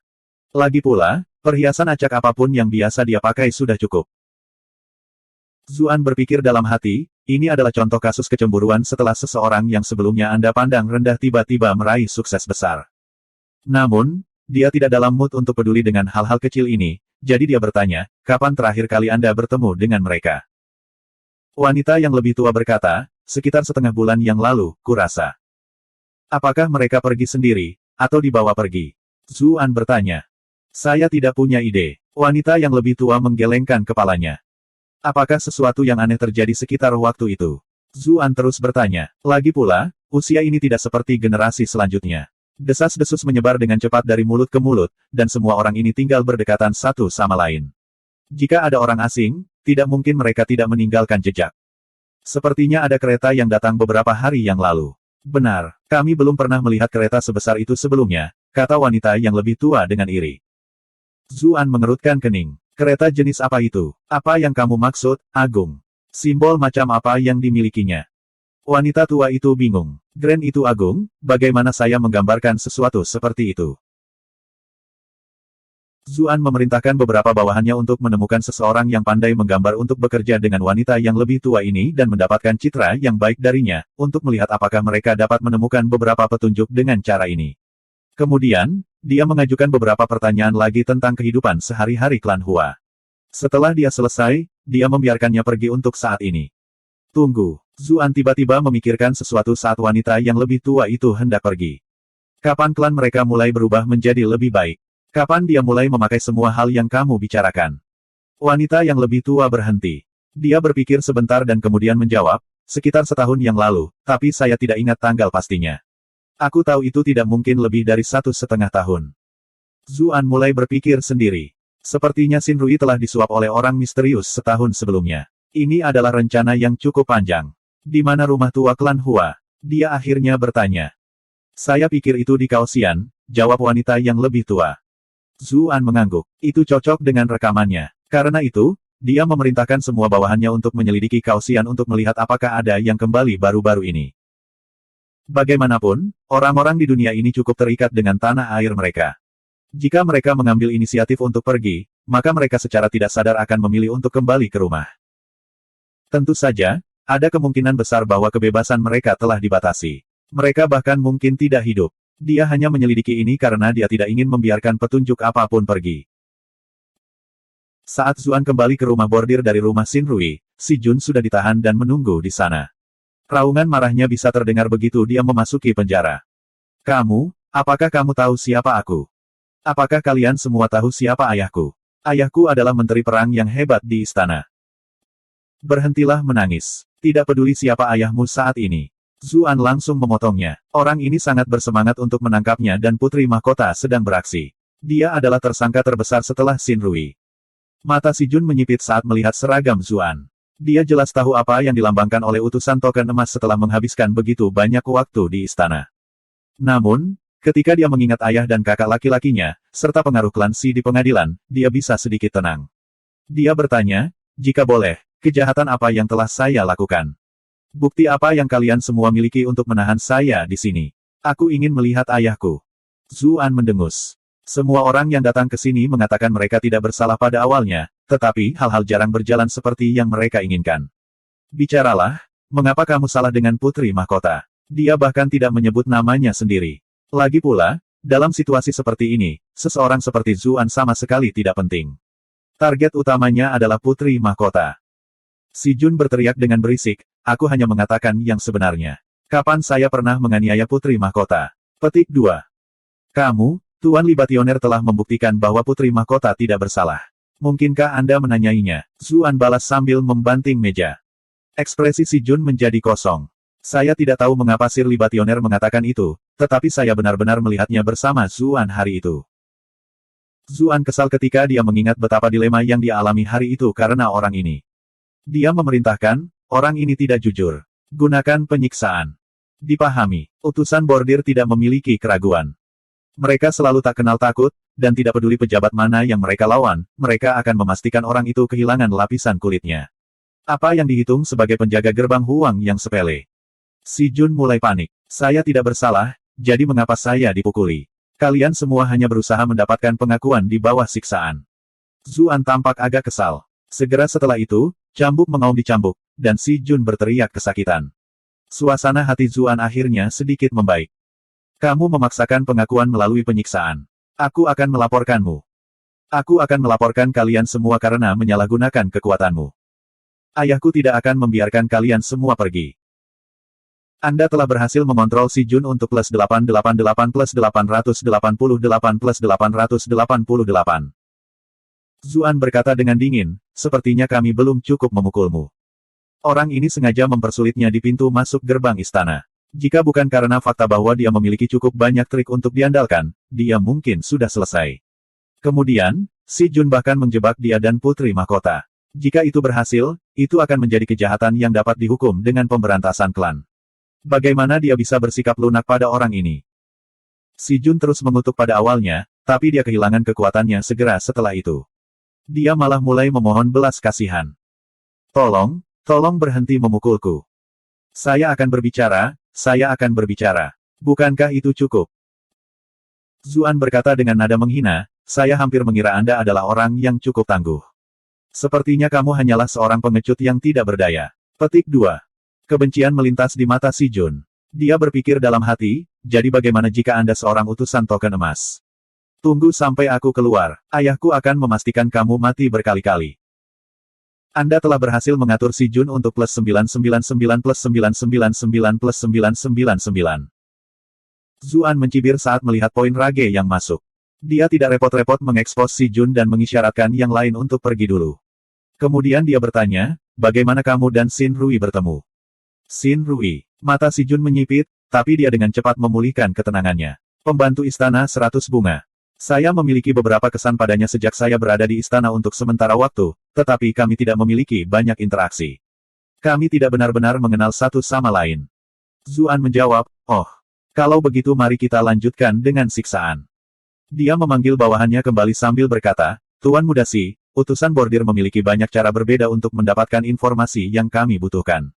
Lagi pula, kami memiliki semua waktu yang kami butuhkan, jadi kami dapat mengujinya pada Anda satu persatu.